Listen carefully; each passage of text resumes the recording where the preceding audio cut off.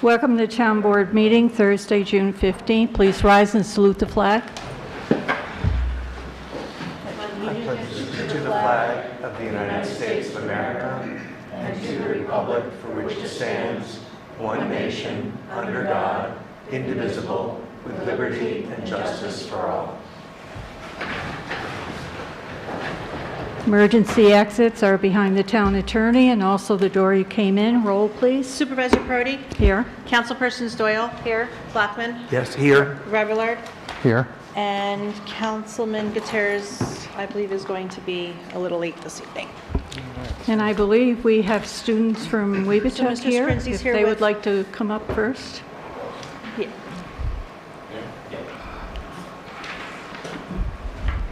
Hello, my name is Regan Swift, and I'm here to speak on behalf of the Weebatuck High School Committee as a half.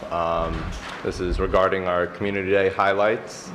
I want to start with saying this was our most successful Community Day by far in the past many years, at least that I've been there. We had cars filling parking lots and lined the road outside our school all the way down 22.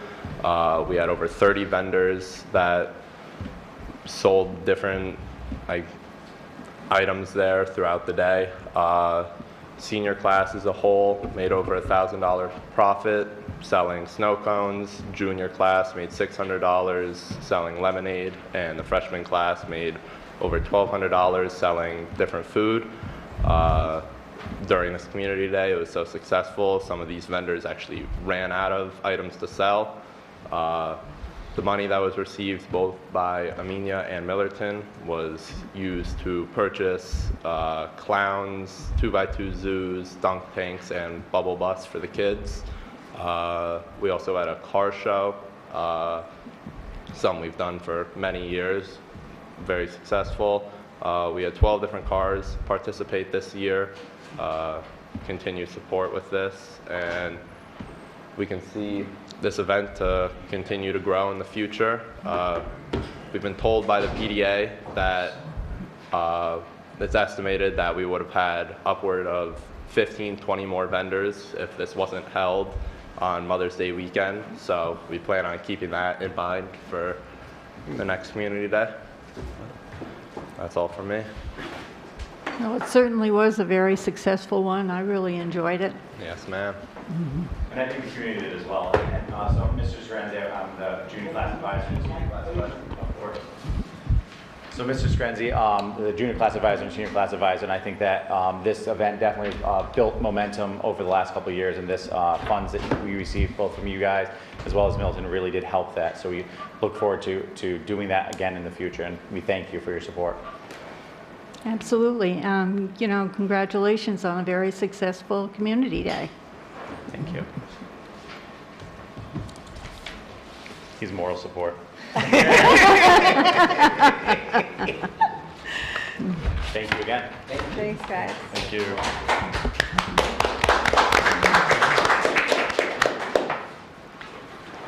And following Community Day, one of the tables that were there was for the Dutchess County Commission on Human Rights, and they told me that they do presentations for municipalities, and so here they are.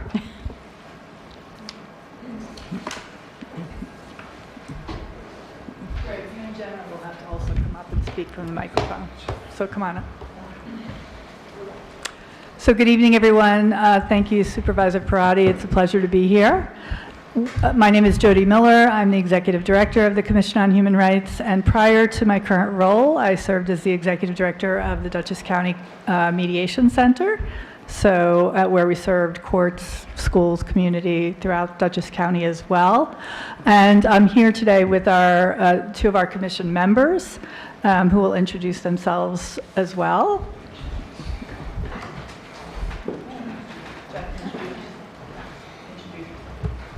Good evening. My name is Gregory Totino. I have been serving on the commission for almost 1 year. I am a lifelong Dutchess County resident and a resident of the town of Fishkill, where I am the confidential secretary to our town supervisor. Good evening. My name is Jenna Ray. I have been with the Human Rights Commission for 2 years. I worked in the tech industry for about 30 years at IBM. I have volunteered locally for food drives, senior citizen support, and other initiatives. And I joined the Human Rights Commission to give back to the community and to support it in its mission of fostering respect and building bridges. Thank you.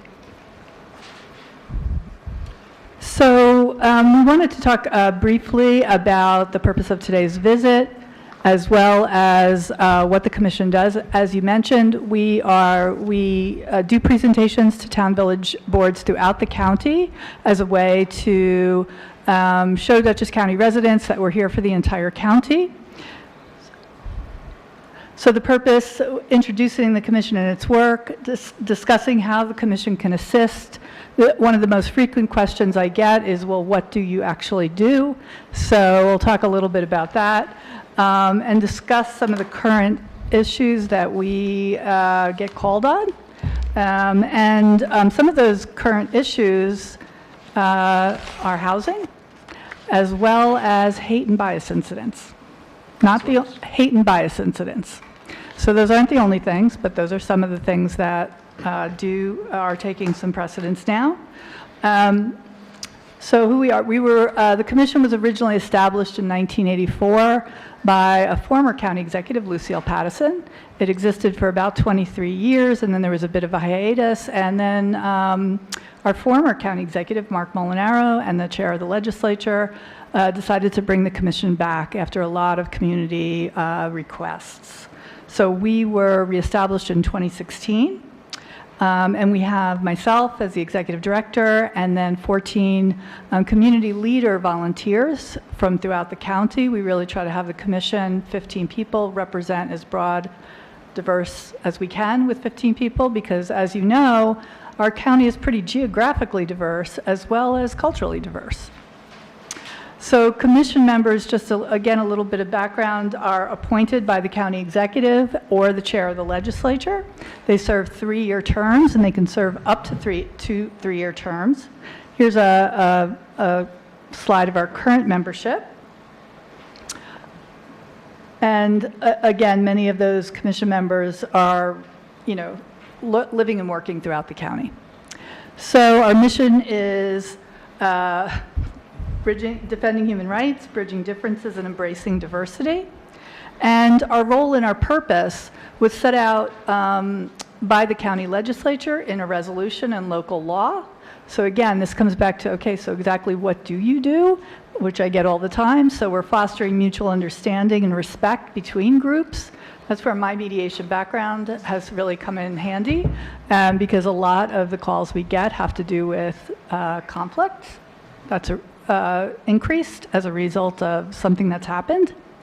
We educate the community on issues around human rights, and we're going to talk a little bit, or very briefly, around this year, 2023, being the 75th anniversary of the Universal Declaration of Human Rights.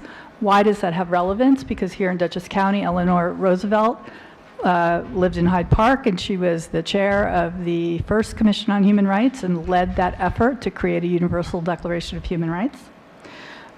We address discriminatory practices. We help people get to either conversations or other resources. We organize and participate in community events. We develop programs that enhance inclusion and embrace diversity, and we act as a bridge to resources, including but not limited to the New York State Division of Human Rights.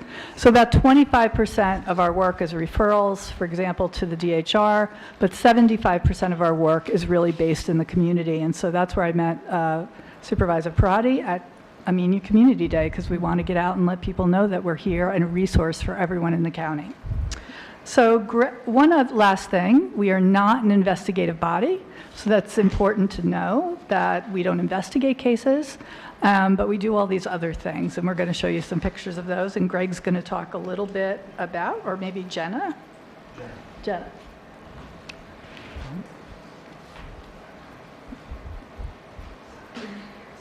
So Jody spoke to our mission and purpose, and I'm just going to talk a little bit about how these are actually executed. So if we go to the next slide. Oh, I'm doing that, sorry. Gotcha. All right, so we just spoke to that. So this is what I just talked about. So over the past 7 years, the Commission has hosted a number of collaborative educational and informational programs that have been created in response to and requested by our community. An example of some of these programs is the 100 Cups of Coffee, which is an interesting name. I don't know how familiar you are, if you've ever heard of it or whatever, and the vision that comes to mind is people just sitting there and drinking lots of cups of coffee, which is not really the case here. But it's basically a transformative dialogue project. So it's a moderated dialogue between groups of individuals, and it could be different kinds of groups, different topics that are discussed. And so approximately 17 different topics have been covered in these 100 Cups of Coffee sessions. And you can see that there's quite a amount of diversity in the topics. There was one on religious diversity, which actually preceded my time at the Commission, discovering Poughkeepsie's parks, taking action, the Universal Declaration of Human Rights today.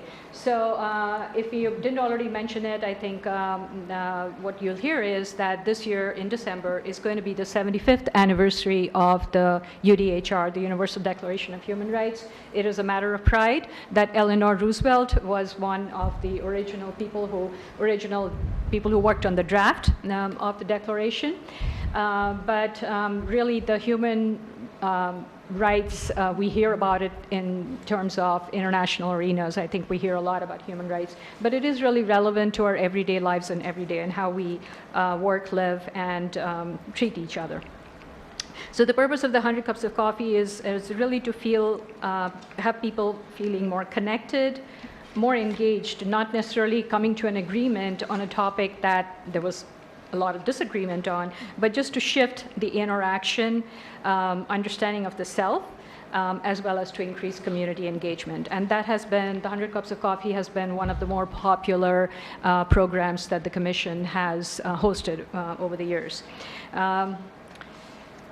The other thing is just some examples of, and I'll let you read that, some comments from people who have been at these 100 Cups of Coffee dialogue meetings, whatever you want to call them. And I think the second one is particularly interesting. I learned that I am not alone.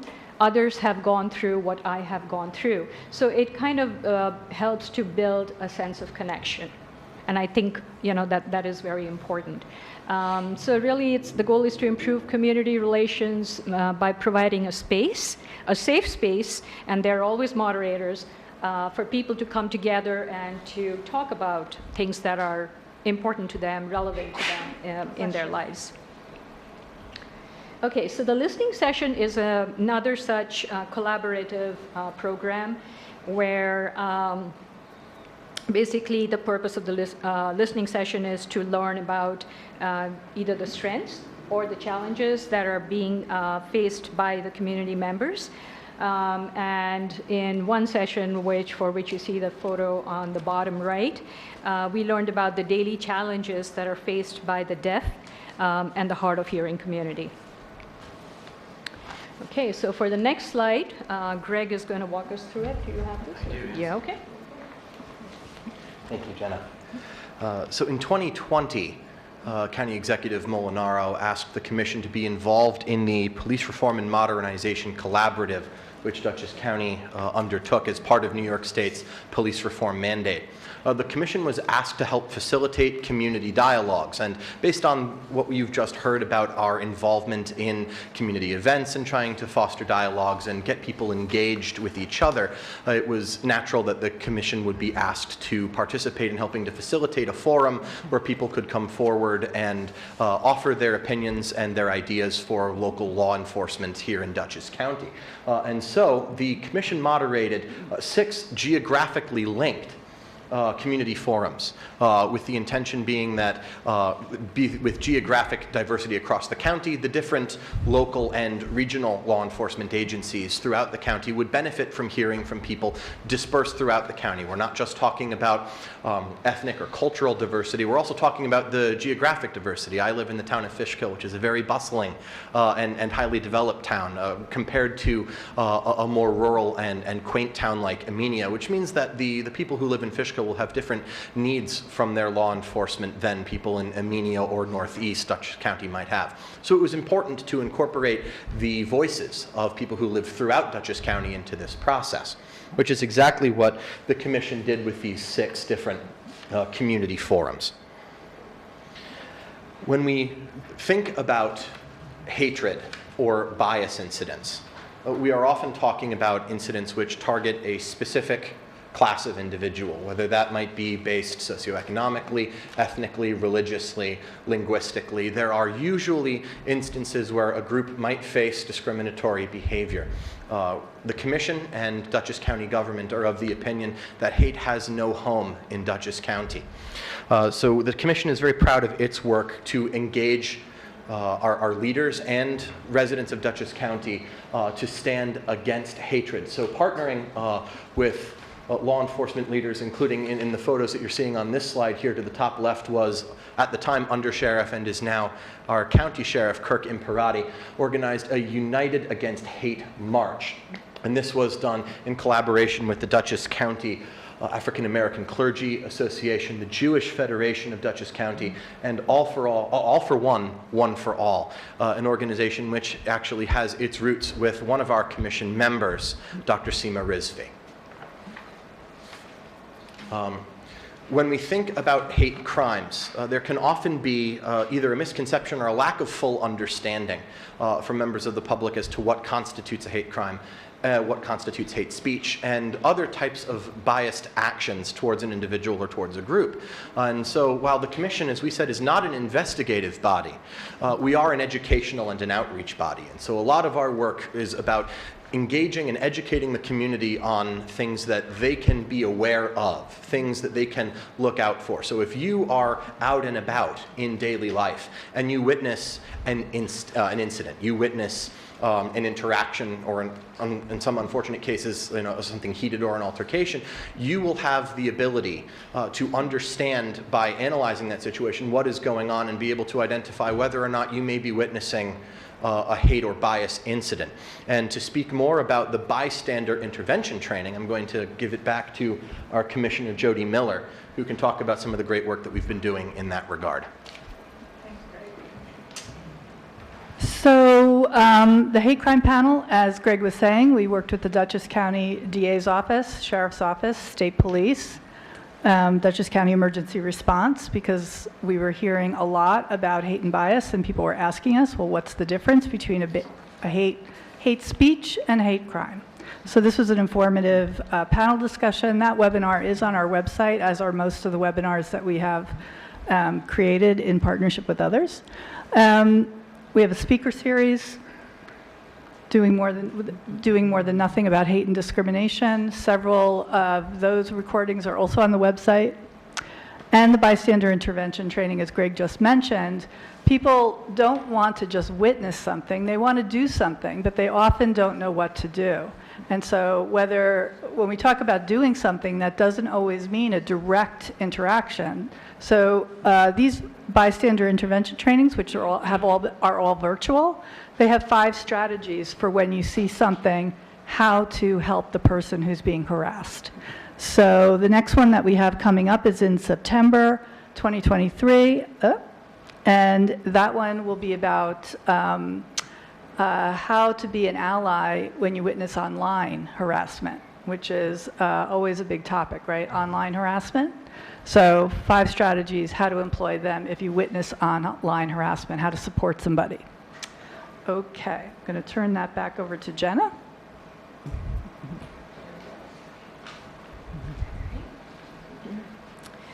Thank you, Jody. So that was the bystanders. So engaging with schools and providing youth-serving programs. So this is an initiative which is relatively new for the Commission. This is something that we embarked on last year. And there were a couple of things that came out, a couple of interactions and collaborations that came out of our initiative engaging with the youth. Personally, I'm very excited about this initiative, and I think a lot of the Commission members feel the same way. We had several meetings with the BOCES Center for Diversity, Equity, and Inclusion. As an outcome of these discussions and some very good dialogue with them, a major positive outcome was this Pathways to Civic Engagement, Small Places Close to Home. So that's a little bit of a mouthful, but that was the name of the conference that occurred in Hyde Park. It was actually at the FDR Presidential Library. There were 175 students who attended the conference from 6 different school districts. Not all school districts were included at that time, even though the invitation went out to all the districts. So subsequent ones, we hope to be able to have those students attend as well. And the conference had different parts to it. One of them talked about, one section was about the Holocaust, one of them was the bystander intervention training that Jody just referred to. And then there was also the 100 Cups of Coffee session with the students, which was hosted by the Commission members, Jody, myself, and another Commission member. And it was extremely rewarding. I was impressed with the students' engagement in the entire process.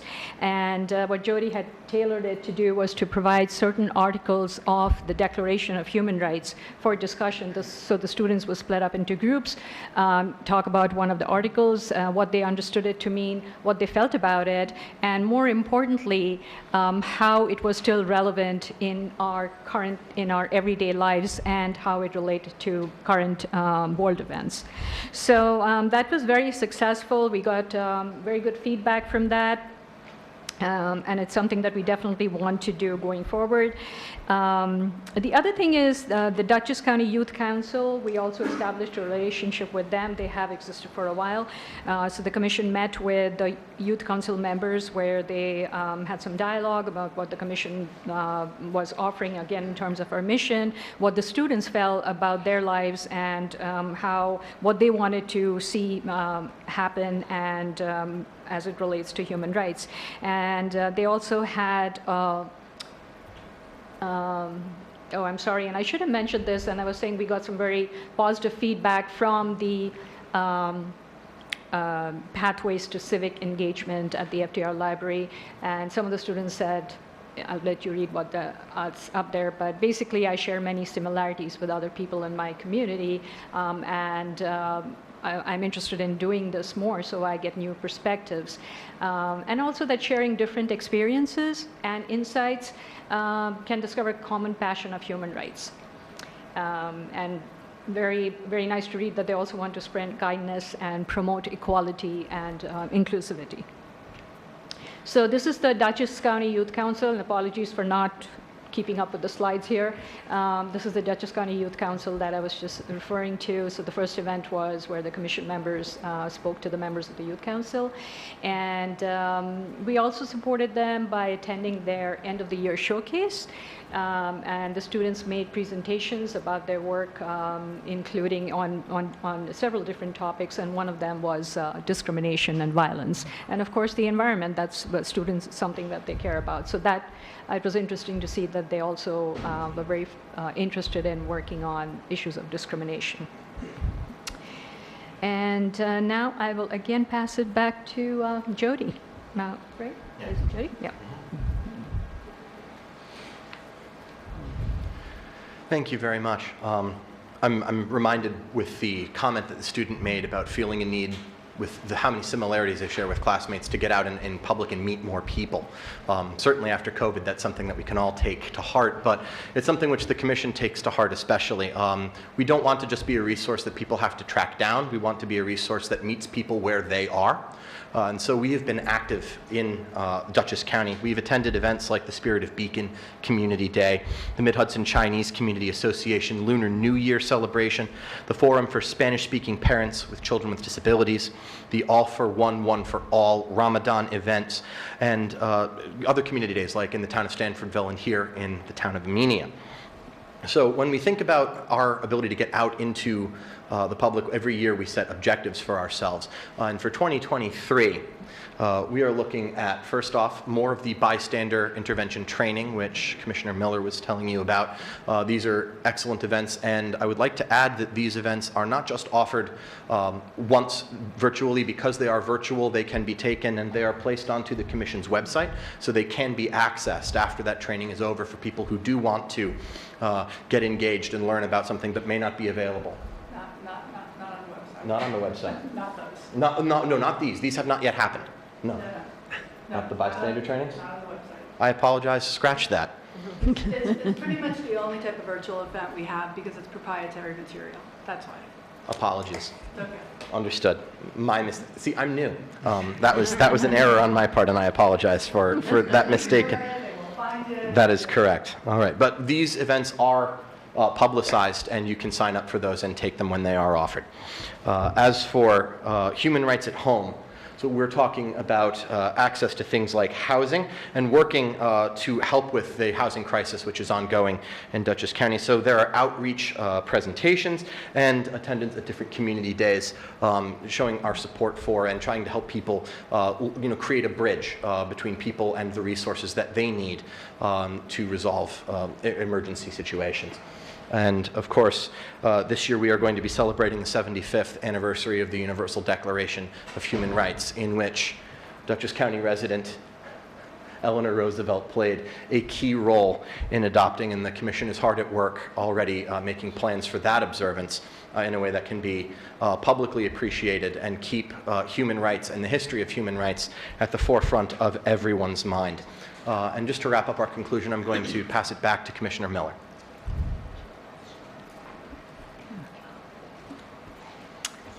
Okay, so we're going to wrap right up and just say that we really appreciate the opportunity to talk about our work to you and hopefully to all the residents here in Amenia. The purpose of coming out to these town boards, as I said earlier, was really to promote, help people know that we exist and we're a resource for everybody here in the county, not just over in Poughkeepsie where the office is. We go out throughout the county, and we really believe that, when people are facing a troubling issue, they have a resource to call. Sometimes we're the only resource that people find that we can get them to things that they didn't know about. So we want to promote a stronger relationship with municipalities. By introducing ourselves, we ask that you consider appointing a liaison to our commission. We have several liaisons from towns and villages throughout the county. Working in partnership. If something comes up or you have an idea that you think that we could be a good partner for, or you'd like to run something by us, please feel free to do so. Greg just mentioned the housing initiative, Human Rights at Home housing. We're not housing professionals, but the reason we became involved in this was because we were getting so many calls for people seeking housing. We're not a housing agency and having problems, but also our commission members were so interested because we know it's a major issue for not just our county, but it's a national issue. So working in partnership to see how we can support and help. And with that, I will again thank you. And if you have any questions, please let us know. We're here to answer those questions as well. Thank you so much for coming and introducing your, everything that you do to this part of the county. We really appreciate it. You're welcome.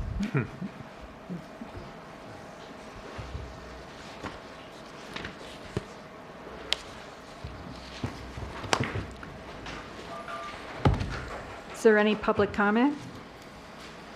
Yes.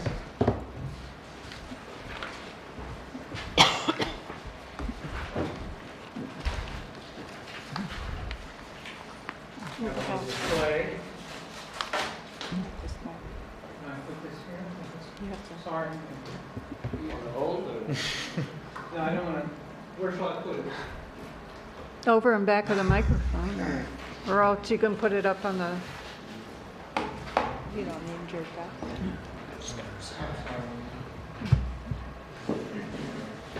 Mike, can you see that or no? I'll find it, don't worry. Just give you all. Thank you. Thank you. Hello, everyone. My name is George Kostranson. I live at 3498 Route 343. It's right at the beginning of the scenic route of 343.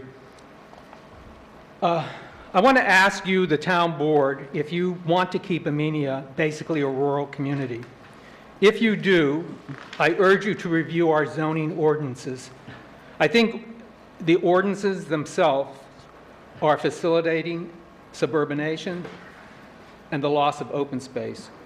There are 3 examples that I would like to bring up: the Route 343 scenic route, Troutbeck, and the Keene Stud Farm. When I first moved here 6 years ago and looked toward the Route 343 scenic route, the hills were entirely wooded. This past winter, a house was built on the top of Westerly Ridge that is visible from both Route 343 and the rail trail corridor. These are numbers 1 and 2, respectively, on the display. As one planning board member told me, this house should not have been allowed to be built. Our zoning laws allow 40 feet below the crest line. From the picture, I'd say it was 20 feet. But to me, even 40 feet is unacceptable. Buildings should not be built if they can be seen from scenic routes. Westerly Ridge is zoned as residential agricultural and allows 5-acre building lots. 5 acres is too small for preserving a rural landscape. We should do as other communities have and restrict those areas that we want to remain as rural to a minimum 20-acre building lot. In Gardner, New York, they did just this and are preserving the Shawangunk Ridge. My sister lives in Benicia, California, a mere 40 miles from San Francisco, in a very hot real estate market. Number 3 on the display is the back of her house. The town of Benicia protected Sky Valley, that's number 4, 4,000 acres of privately owned land, also by zoning 20-acre minimum building lots, along with other restrictions that made the land only valuable for grazing. A developer who owned a sizable portion of Sky Valley wanted to build tract housing, organized 2 referenda to change the zoning, but the town twice voted to keep the strict zoning and preserve open space. In addition to preserving this tract land, they have zoned hilltops unbuildable in residential areas so that the hills would appear undeveloped from most views. They even don't allow fences to poke above the crest line. My other sister lives in Jamestown, Ohio.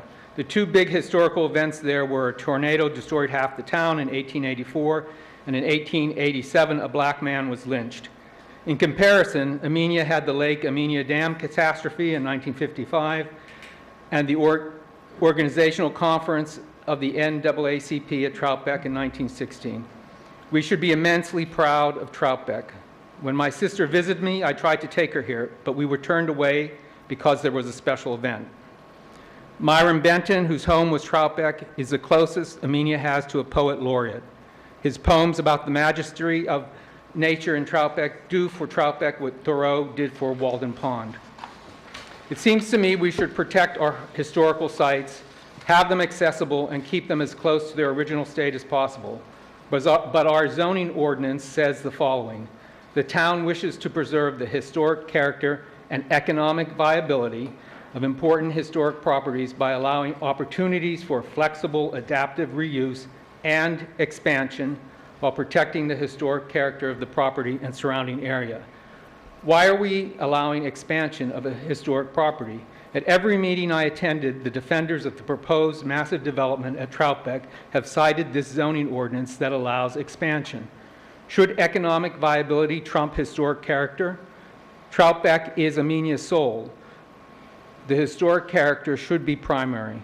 I believe economic viability and expansion should be removed from the zoning ordinances. We should and can vigorously protect historic properties and surrounding area without making them places of commerce. Thirdly, I'm concerned about Keene Stud Farm. Most of the land is zoned rural agricultural, and it should be preserved as agricultural land. Having houses have access to a horse stable does not make it agricultural. Only one house should be allowed on this parcel. The breaking it up into 27 parcels is an outrage. But our zoning ordinances allow for 10-acre lots in the rural agricultural zone. If the minimum acreage were 20, I believe it would not be financially feasible to turn this agricultural land into tract housing. This would keep developers from looking for land in Amenia and possibly lower the price of land so that an actual farmer could buy our farmland. In addition, the proposal claims that 80% of the land is to be set aside as open space. I calculated that 39% of the land is going to be resold as private house lots. Private lots should not be counted as open space. The developer must hold the open space. As a way to make the proposal seem environmentally sensitive, the developer presents what the property would look like if it were developed as a conservation subdivision. This category was intended to preserve open space, but as can be seen from the proposal, it's actually the worst of two bad ideas. Although the conservation subdivision idea may be helpful in some situations, it shouldn't be used in an agricultural zone. We don't need to compromise. We can keep Amenia authentically rural. I'll end where I started. Do you want to keep Amenia a rural community? As other towns have done, I believe we can protect the rural nature of Amenia with vigorous zoning ordinances. That's it. Thanks.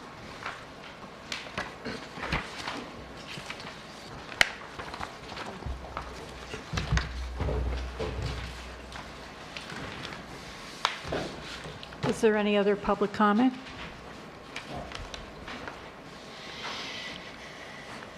Not. Supervisor's report. Highway Garage and Salt Shed. Lobella Engineering is reviewing the concept plan for ways to take advantage of clean energy incentives from NYSERDA. CDBG Route 44 sidewalk ramp. Route 44 sidewalk project will be rebid and bids are due on July 11th. Bids that were received from prior rebidding were incomplete after review by engineer, so have to be rejected. Amenia Water District, $481,000 grant funds have not been received for lead and copper inventory. Letters have been sent out to Water District customers to inform them about the beginning of the project. We will not know about any infrastructure replacement until the inventory is complete. Phase 2 testing is being completed for potential new wells in order to replace older wells. Well 5 repairs have begun and testing is the next step. Hazardous weather and other notification. In order for people to be made aware of hazardous weather conditions and other emergency situations, Dutchess County has created a free app for cell phones called Ready Dutchess. Once the app is installed, you will be notified of any impending conditions. The app will let you know when there is a message in addition to having other helpful information. Town of Amenia website and Channel 22. Administrators for the website are Annette Culligan at extension 105 and Nancy Nowak at extension 108, who can add items to the website as requested by organizations, committees, and boards. Events by organization, churches, and schools can be advertised on local Channel 22 by sending information to Amenia TV at ameniany.gov. Town of Amenia COVID-19. Amenia Town Hall offices are open Monday through Thursday. Masks are optional and are available in an envelope on the second set of drawers. Signing the visitor log is required. COVID-19 test kits are available for anyone who needs one. COVID-19 vaccine information.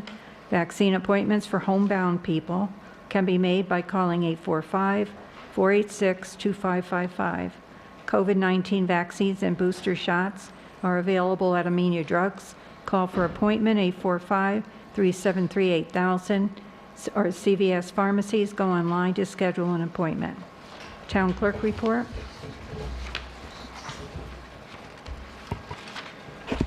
Good evening. Has the board had the opportunity to review the minutes that were circulated at our last meeting for March, April, May, and June? Ready to take action? I'm not finished yet, Oh, okay, so we just, unless, I'm sorry, I what only did you say? got the first set of minutes done. oh, okay, so I didn't get through all of them either, so. you're all, so wait until the next one? Yeah, I think it That's should fine. wait. So for this evening, I'm presenting for vouchers, seeking for authorization for the supervisor to pay claims as follows, totaling $162,503.48. And the breakdown is General Fund A, $88,626.63. Highway Fund, $20,683.45. Amenia Lighting, $810.02. Wasake Lighting, $311.73.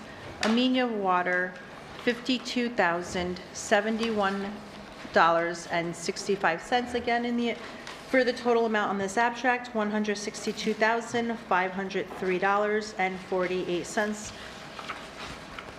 Is there a motion?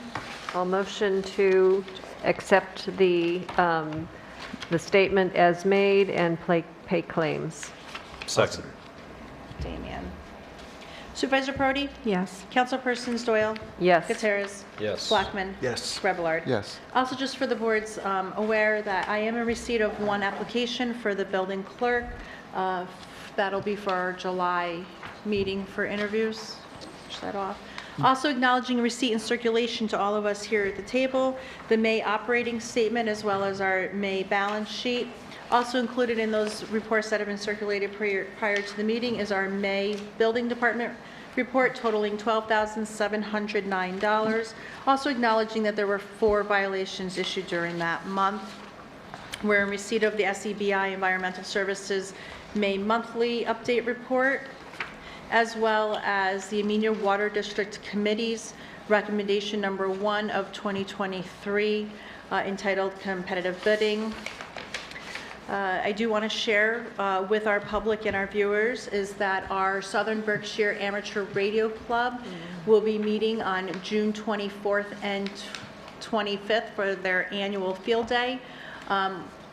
We're all invited, so please, if you'd like to come and participate on this really cool day, it's going to be held at the home of A.J. Hayes, located at 80 Depot Hill Road, and it's between 2 p.m. beginning on the 24th, and it will conclude the next day on Sunday at noon. This is a national field day event for amateur radio.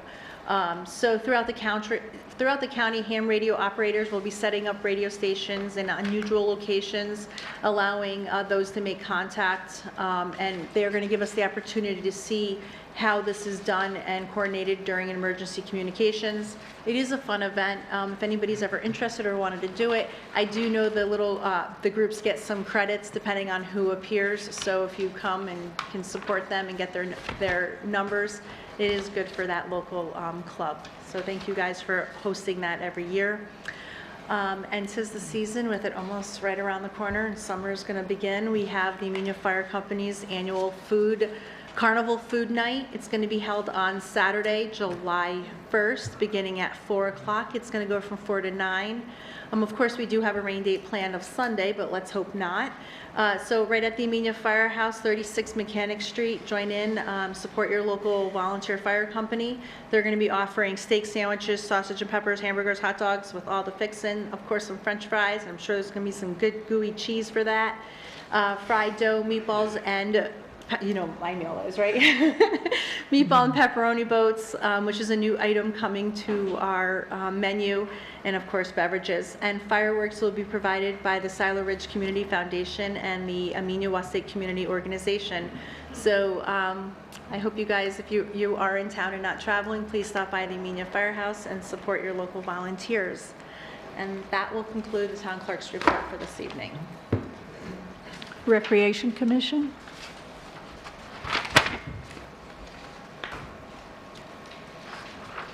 Hi, I'm Katie Stergrassi, the Recreation Director. Paul couldn't make it to the meeting tonight. He hurt his back at work, so he is home.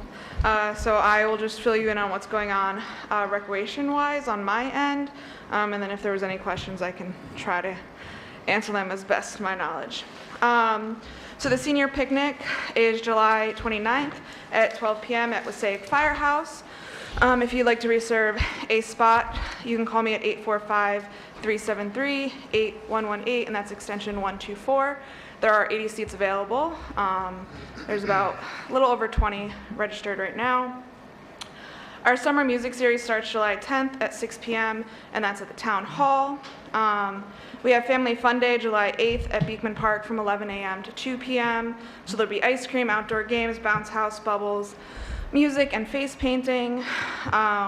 We are continuing our puzzle event that we've been doing at the library. So the next one is June 22nd, and that is at 1 p.m. The soccer goals are here. They came pretty quickly. They will be going to Passaic Park probably within the next week or so, just depending on weather. It's supposed to rain the next few days, so it would be hard to set them up in the rain. And then summer camp. So summer camp for the 2023 summer has been canceled due to the lack of staff that has been able to be hired. So we will not be moving forward with camp this season. We are exploring options for next year, seeing how we can work with others in the community. And I am working with the library to see if we can collab with other events and stuff in the August period when we were originally going to have camp to offer other things for kids in the area. That's that on my end. Okay, there was a question about having constables or alcohol at the summer music series. Yes, I believe there was mention about having constables at the summer music series. I wasn't from the Recreation Commission. I believe it was from the town board asking that there was constables. I believe everyone's okay with it on the town board, on the rec commission, and we were just wondering on who would pay that and where that would come from on that end. There's a budget line called special events in the constables line, so it would be paid from there. Okay, all right. And then I believe on the alcohol, they were looking to suspend, I didn't do my research on this, and I apologize because I didn't think I was talking about it. There is a no drinking law, I believe, for town property, so they were looking to suspend that for the 6 weeks for the Mondays that we were having the music series. Do you want to address that, Ian?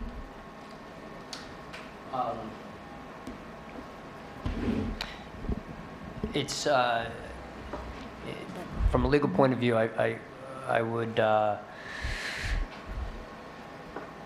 It's a huge liability having to suspend that. There's a number of potential issues that could happen with alcohol. This is supposed to be a family event. That's my understanding. I would caution the board with regards to suspending a no alcohol rule for this particular event.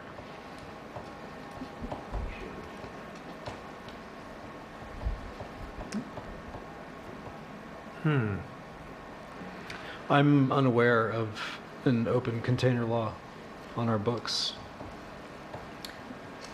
My understanding, there's no drinking allowed in any of the parks. In any of the town parks? Town parks.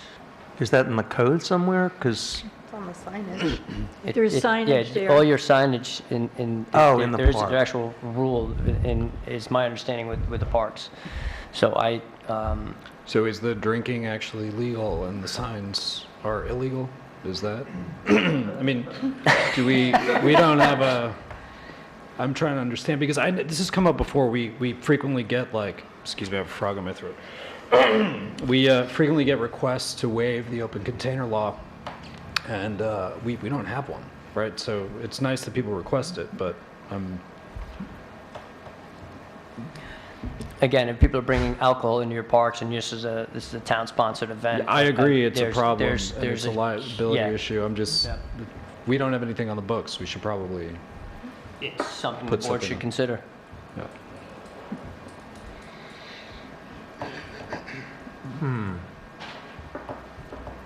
I understood from the last rec meeting that actually a number of surrounding towns have events, concert events similar to this, where there actually is alcohol allowed. Correct. Do you remember what towns? Pretty much every town around us. Yeah. I remember Millbrook being one example, but I can't remember the rest. But Millbrook isn't on municipal property. They have it at the Thorne Building. Oh. It's privately owned.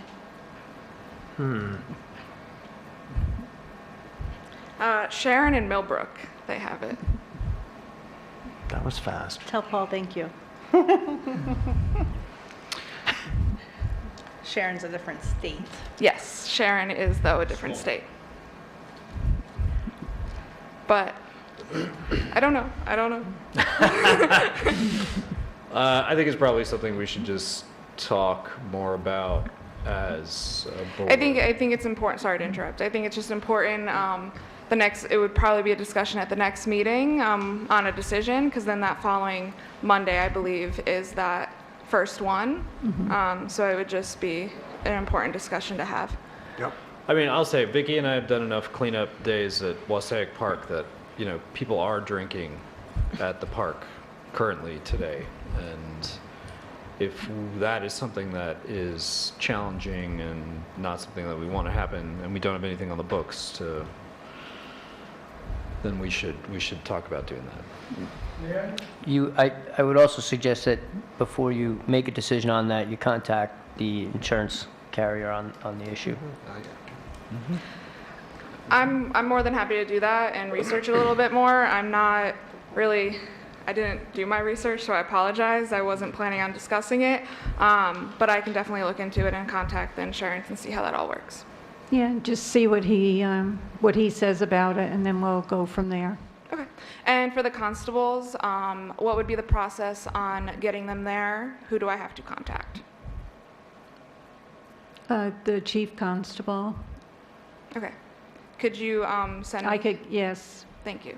And then that, just so the rec commission is clear, we do not have to pay for it, correct? It is a separate budget line that is in the town budget. Yes, it's in the town budget. If you look under the constable's budget lines, you'll see a line that says special events. Okay. Good. Yep.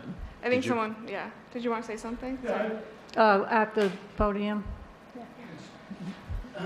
Jim Walsh, still a member of the fire company. In the past, the fire company was, the open container law was suspended because the fire company has, over the years, had a softball tournament at the softball field. So I'm kind of confused. I always thought there was some kind of an open container law.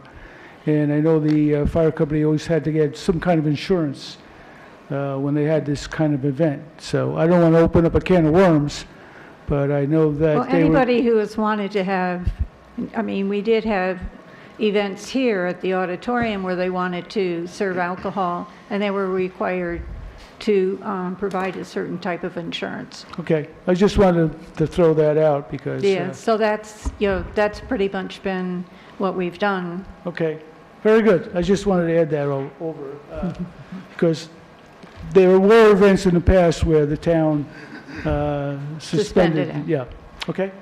Thanks, Jim. So the history for that, for those that go back into and look at the resolutions, Mr. Walsh is correct that we used to go ahead and waive the open container law. We also used to waive any additional fees. We also used to do road closures for the Amenia fire. However, when I took over as clerk, I actually started looking into it because I wasn't just the typist, just sending them out. When the books were codified, the open container law happened to have been left out when the codification took place. There are two laws that were left out. And one involved entertainment dancing locations that used to take place over at the Brookside, and then there's open container law. So those are the two items that we found that were left out when we did the codification. So we no longer have to waive that one requirement. However, what is being noted and has been mentioned is that insurance requirements have always needed to be met when the fire department is applying for the sale of alcohol. They are also providing a letter when they're obtaining those permissions that is signed by the supervisor, indicating that our 2 constables will be on site. So, I mean, there's a couple components that are just kind of being blended over time of how it's done and not done. So the use of the constables is just to be there. They're not going to be giving tickets, they're not, but, it is the idea that there is no underage drinking, and they're just kind of trying to keep order. It's also a benefit of having them to oversee and assist with any of the traffic. This is a new event. You guys are not, they've never had it. They don't know if they're going to get 10 people or, 100 people. So, I mean, have they presented, parking suggestions, should we use the lower parking lot? I mean, have they gone through, I know if we're going to be doing gatherings, when there's gathering permits, tent permits, I mean, there's different things that take in consideration when you're having an activity. So the question really lied whether or not the board's insurance carrier is going to approve said use of alcohol on our properties. That's where it comes down. You bring up a good point, because it's different if somebody wants to sell alcohol off premise. That is governed by the state liquor control board. You have to get a permit for that. I can't talk today. I'm so sorry. I'm gonna go get some water. But my understanding is that what the rec commission's asking for is just permission for people to basically bring their own, right? You guys aren't talking about selling booze there. So that... It's like an open, series, like everybody brings their bottle of wine, sit on the lawn, bring up, their blankie. So we have no open container law and no strip club law. Yeah. We could turn this town into We Las can Vegas. do a lot. We could. We can do No, a we lot. can't. So that's kind of where it Not all came happening. into. I mean, it really, Thank you. I'm gonna go get some water. Good idea. I don't Any other committee they reports? can hear us on TV land. Are there any other committee reports? I went to the planning board last night, and it was a pretty abbreviated meeting. They bumped Keen Stud and Troutbeck to their next meeting because there was a quorum, but barely, and they wanted all the members to be there if there was going to be a vote. They were dealing with 2 lot line issues, one in Tower Hill, and the other one, a very simple one on Springview Drive, that was just swapping a little bit of acreage between 2 properties. So it was a fairly quiet meeting.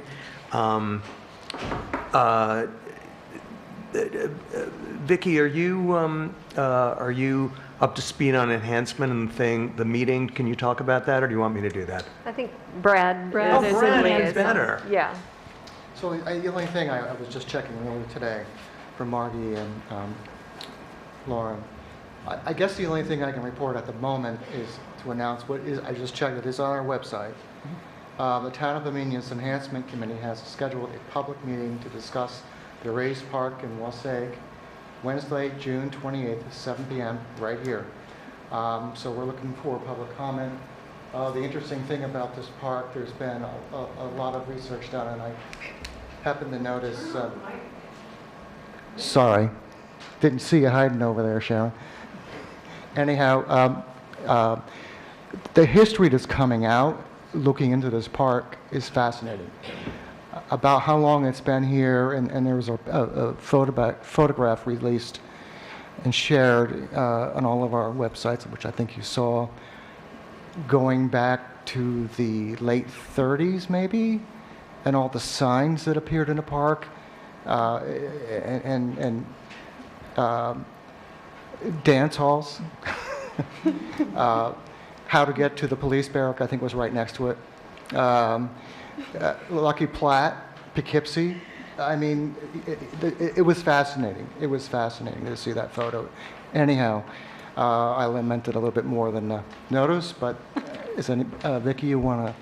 No, that's, I'm sure what they wanted you to do is to make sure that it's listed as an open meeting, that the input is welcome, because they're looking at, where to put the Christmas tree, where to how to improve that little area. So the input is welcome. Is that it? That's it. So the CAC meets on the third Wednesday, and so that would be June 21st, first day of summer. 7 p.m. at the town board meeting room right here. And I did want to say that the comprehensive plan update committee or review committee is meeting on the first and third Tuesdays, and they met. We did get, Victoria got word that they had received a $7,500 grant to help hire a consultant to help with their updating of the plan.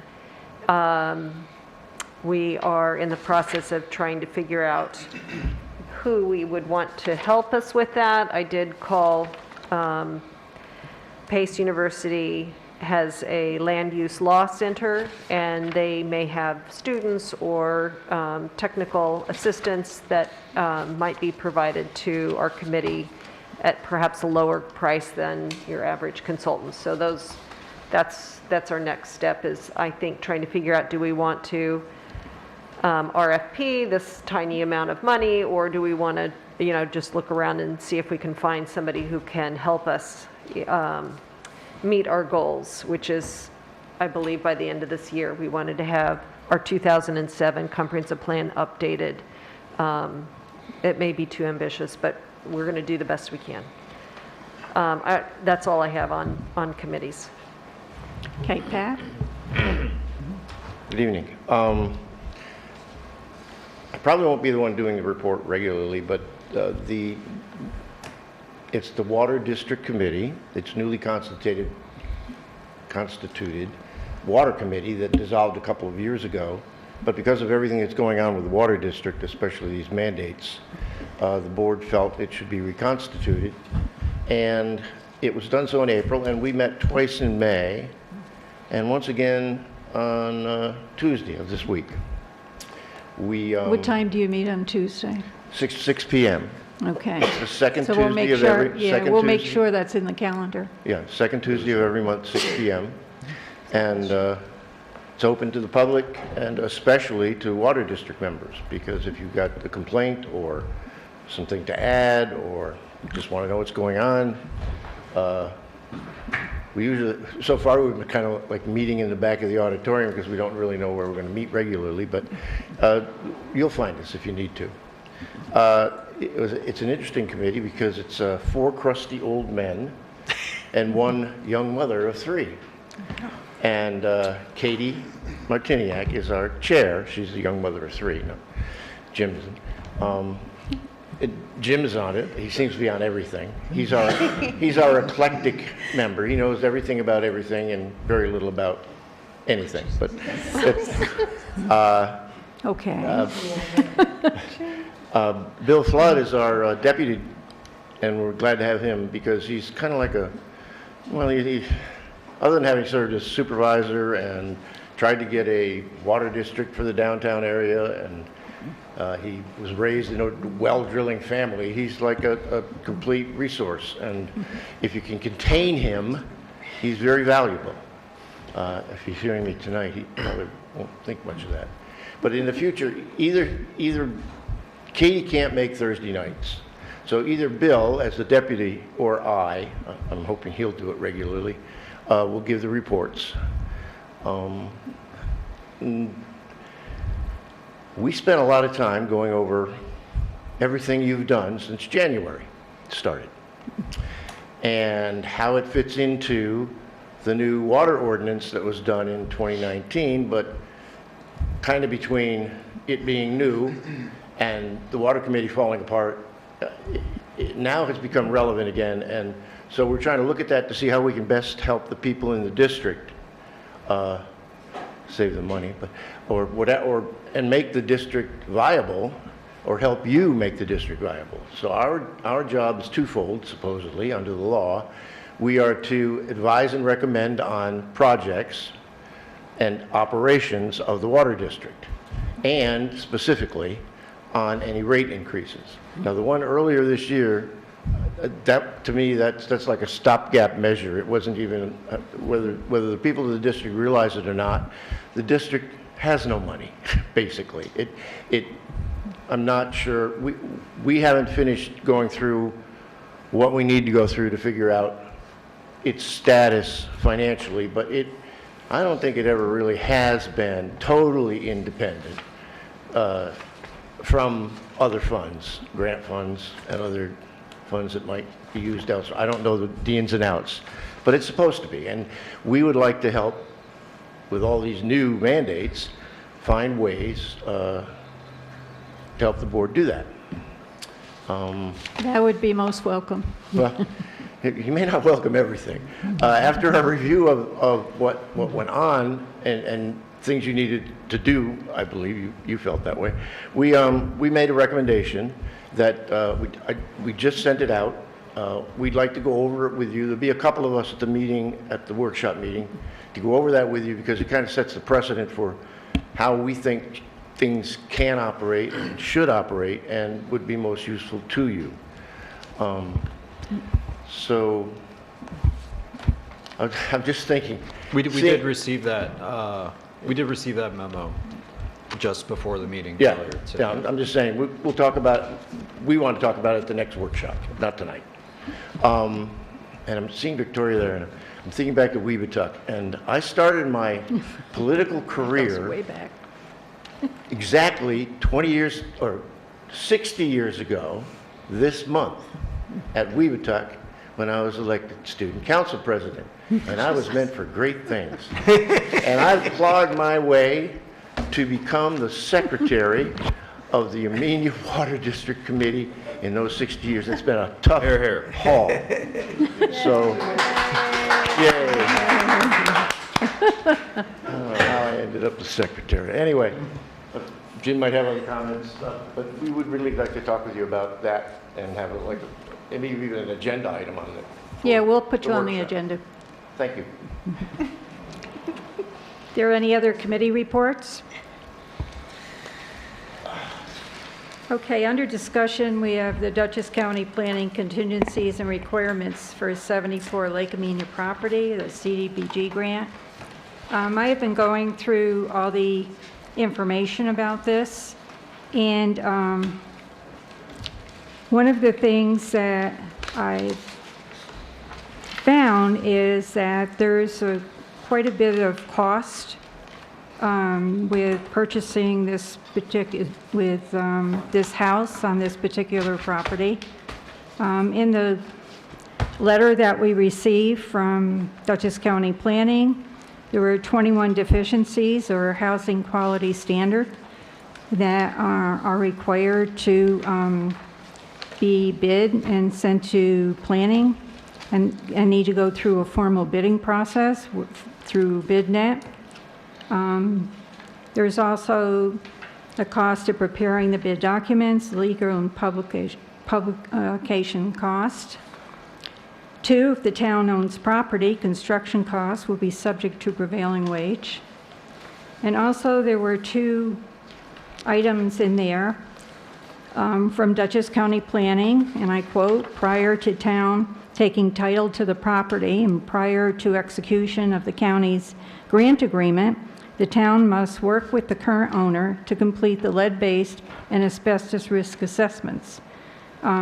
We have no idea what the cost will be of remediation, will be after the lead-based assessment of painted windows, doors, walls, ceilings, floors, and exterior, including cladding and components. We also have no idea of the cost of remediation will be after the assessment of existing pipe wrap and vinyl composite tile.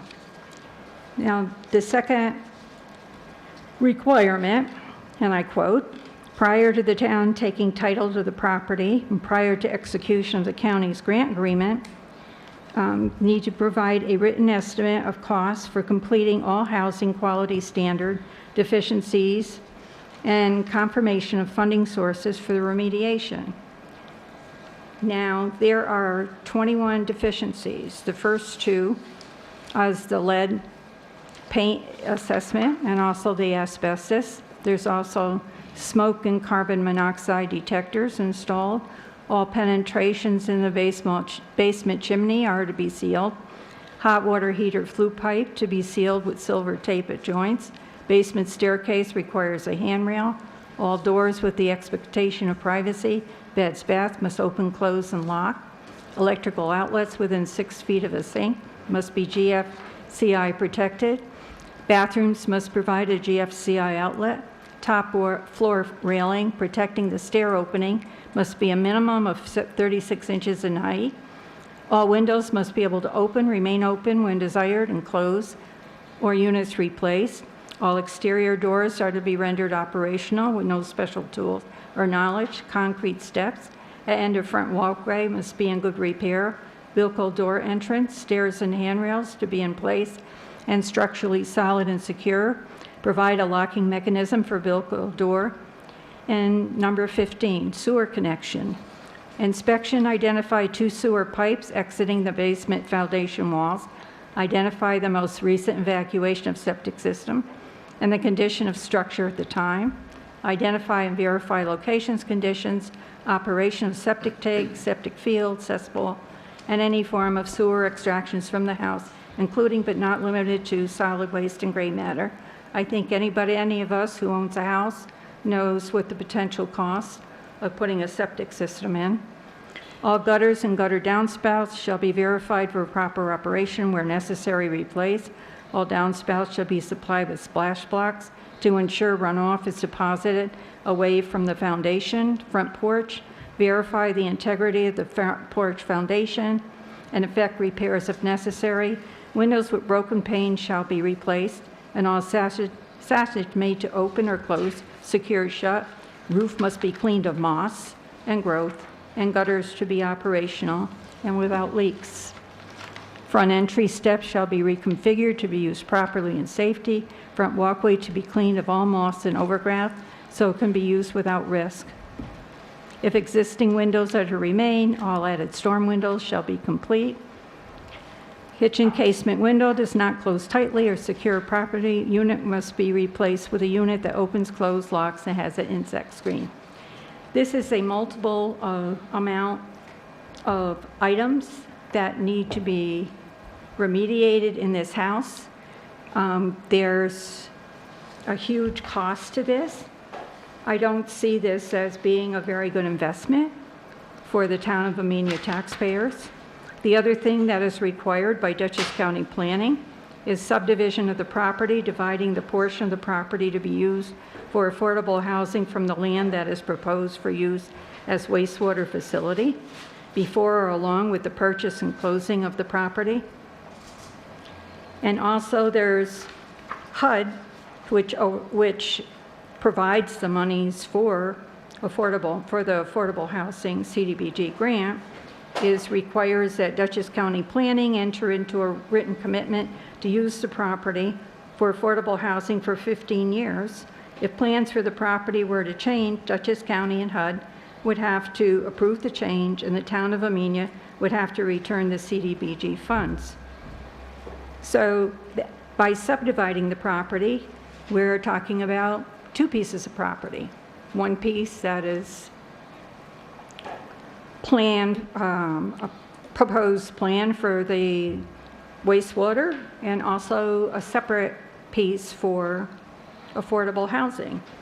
Does that mean that, how does that fit in with the HUD recommendations? I haven't seen anything of that.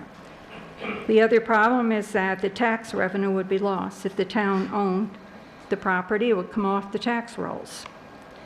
The rehabilitation cost appears to be prohibitive, and we really don't know how much the remediation will cost for the lead and asbestos. And these are concerns of Dutchess County Planning, which is why they added all contingencies to this grant. And then 10% of the final improvement will be held back unless the project completion is measured by a low or moderate income family.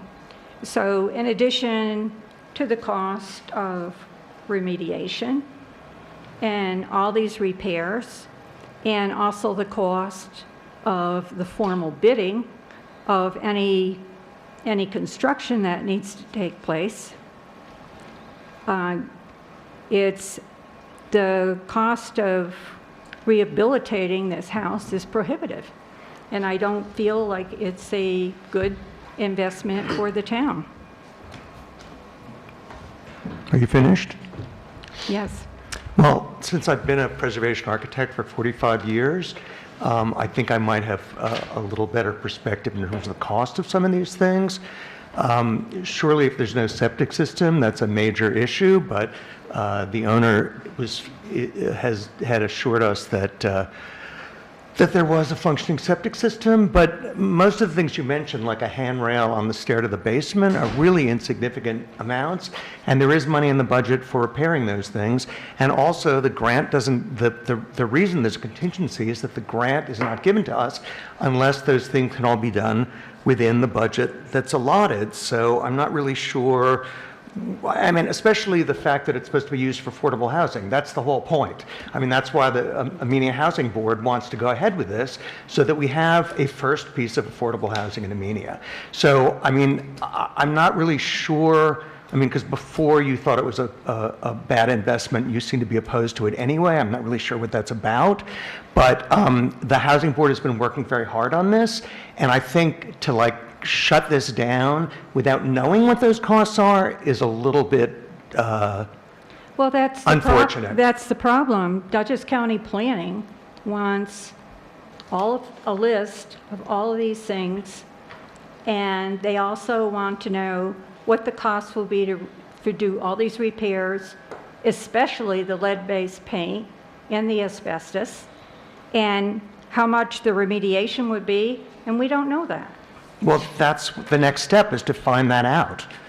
I mean, that's what we approved at the last meeting, was to take a next step with this. And we're talking about spending about $400,000, possibly more, if there's tens of thousands of dollars of remediation that has to be done for one house, one family. And a piece of property that can be used for wastewater. Well, that's not the point of the grant.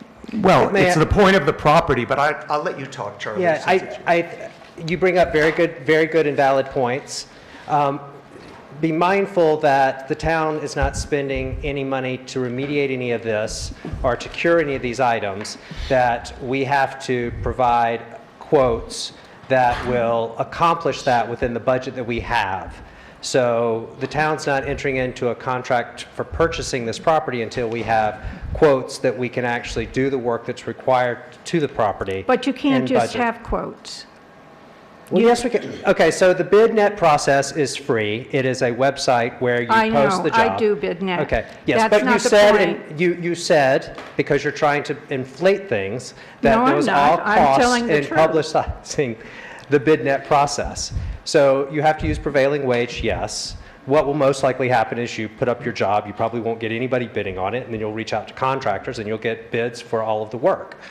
I mean, it's not rocket science. And if those bids exceed the budget that we have for them, then the project isn't feasible and we don't go forward. Well, you just don't get bid. You have to prepare bid documents and to follow all the legal and publication. I mean, we're talking formal bidding. Yeah, well, that's an RFP. That's not a black box. That's not a scary thing. You're making out to be like we're doing it already for the sidewalk extension. We've Yes, done it but an for engineer years. is doing it, not the Well, housing board. that is what you do when you apply for a community development block grant. You recognize that there are some investments that the town needs to make an RFP to make sure that the project fits the engineering. And yes, the county does oversee. Yes, they make contingencies. Yes, we have to make sure that all of the costs are legitimate and work within the budget, and that if the project's going to get done. The project of the sidewalk to Beekman Park has gone on and on and on. I don't know how many years we're at it, but we're going to have to redo those bids again. It is just something that the town needs to do for doing business. And we've been doing community development block grants for as long as I've been on the town board, which is 20 years. And we understood going in that those costs, those minor costs in comparison to the $100,000 grant that you get is what you do. That's what we signed up for when we allowed him to write for this grant. We've received $150,000 from the Dutchess County for the community block grant. We've received $15,000 from the Foundation for Community Health, and we have money in the Housing Trust Fund.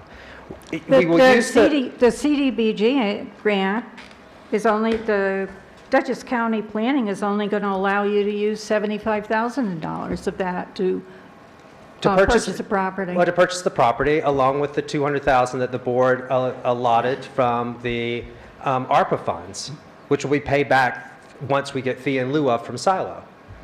I'm not sure, we're making several different arguments here, so we'll go back to your main point, which was you believe that the work to be done on the property will exceed what our budget is. I think that is your point. And that is a valid point, and our next phase of this process is to get quotes from contractors to remediate the work, right? So that's free. That doesn't cost us anything. We have spent a small amount of money on a survey and an appraisal. Getting quotes, going through a formal bidding process and getting quotes are two totally different things. And B, you can't just get quotes. If you're going through a formal bidding process, when you do all the paperwork, all of that has to go to Dutchess County Planning for their approval. Yes. That's what a contingency. But it's not just calling, people up and say, I need a quote for this. Do you believe that we're going to hire a consultant to create bid documents that's going to cost us $15,000? I mean, I do that frequently. I mean, that's not outside of my purview. We have an architect who's on the town board who does that. Brad is a real estate broker and also property manager who does that. I mean, we have expertise in this room that can accomplish this for The nothing. thing is, you don't know how much the remediation of the lead and asbestos is going to, you have no idea what the cost is, final cost You're totally is going right. to be for this property that's in disrepair, that was sent in a grant document saying it was well maintained. Well, I guess not if there's 21 deficiencies that the Dutchess County Planning had. I just feel it is my job to protect the taxpayers of Amenia, and this does not seem like a very good investment for the taxpayers. I think that that's a completely valid point of view you can have. I think it's completely short-sighted, and it doesn't take into account that we would be able to secure what is probably the only parcel in this town for wastewater.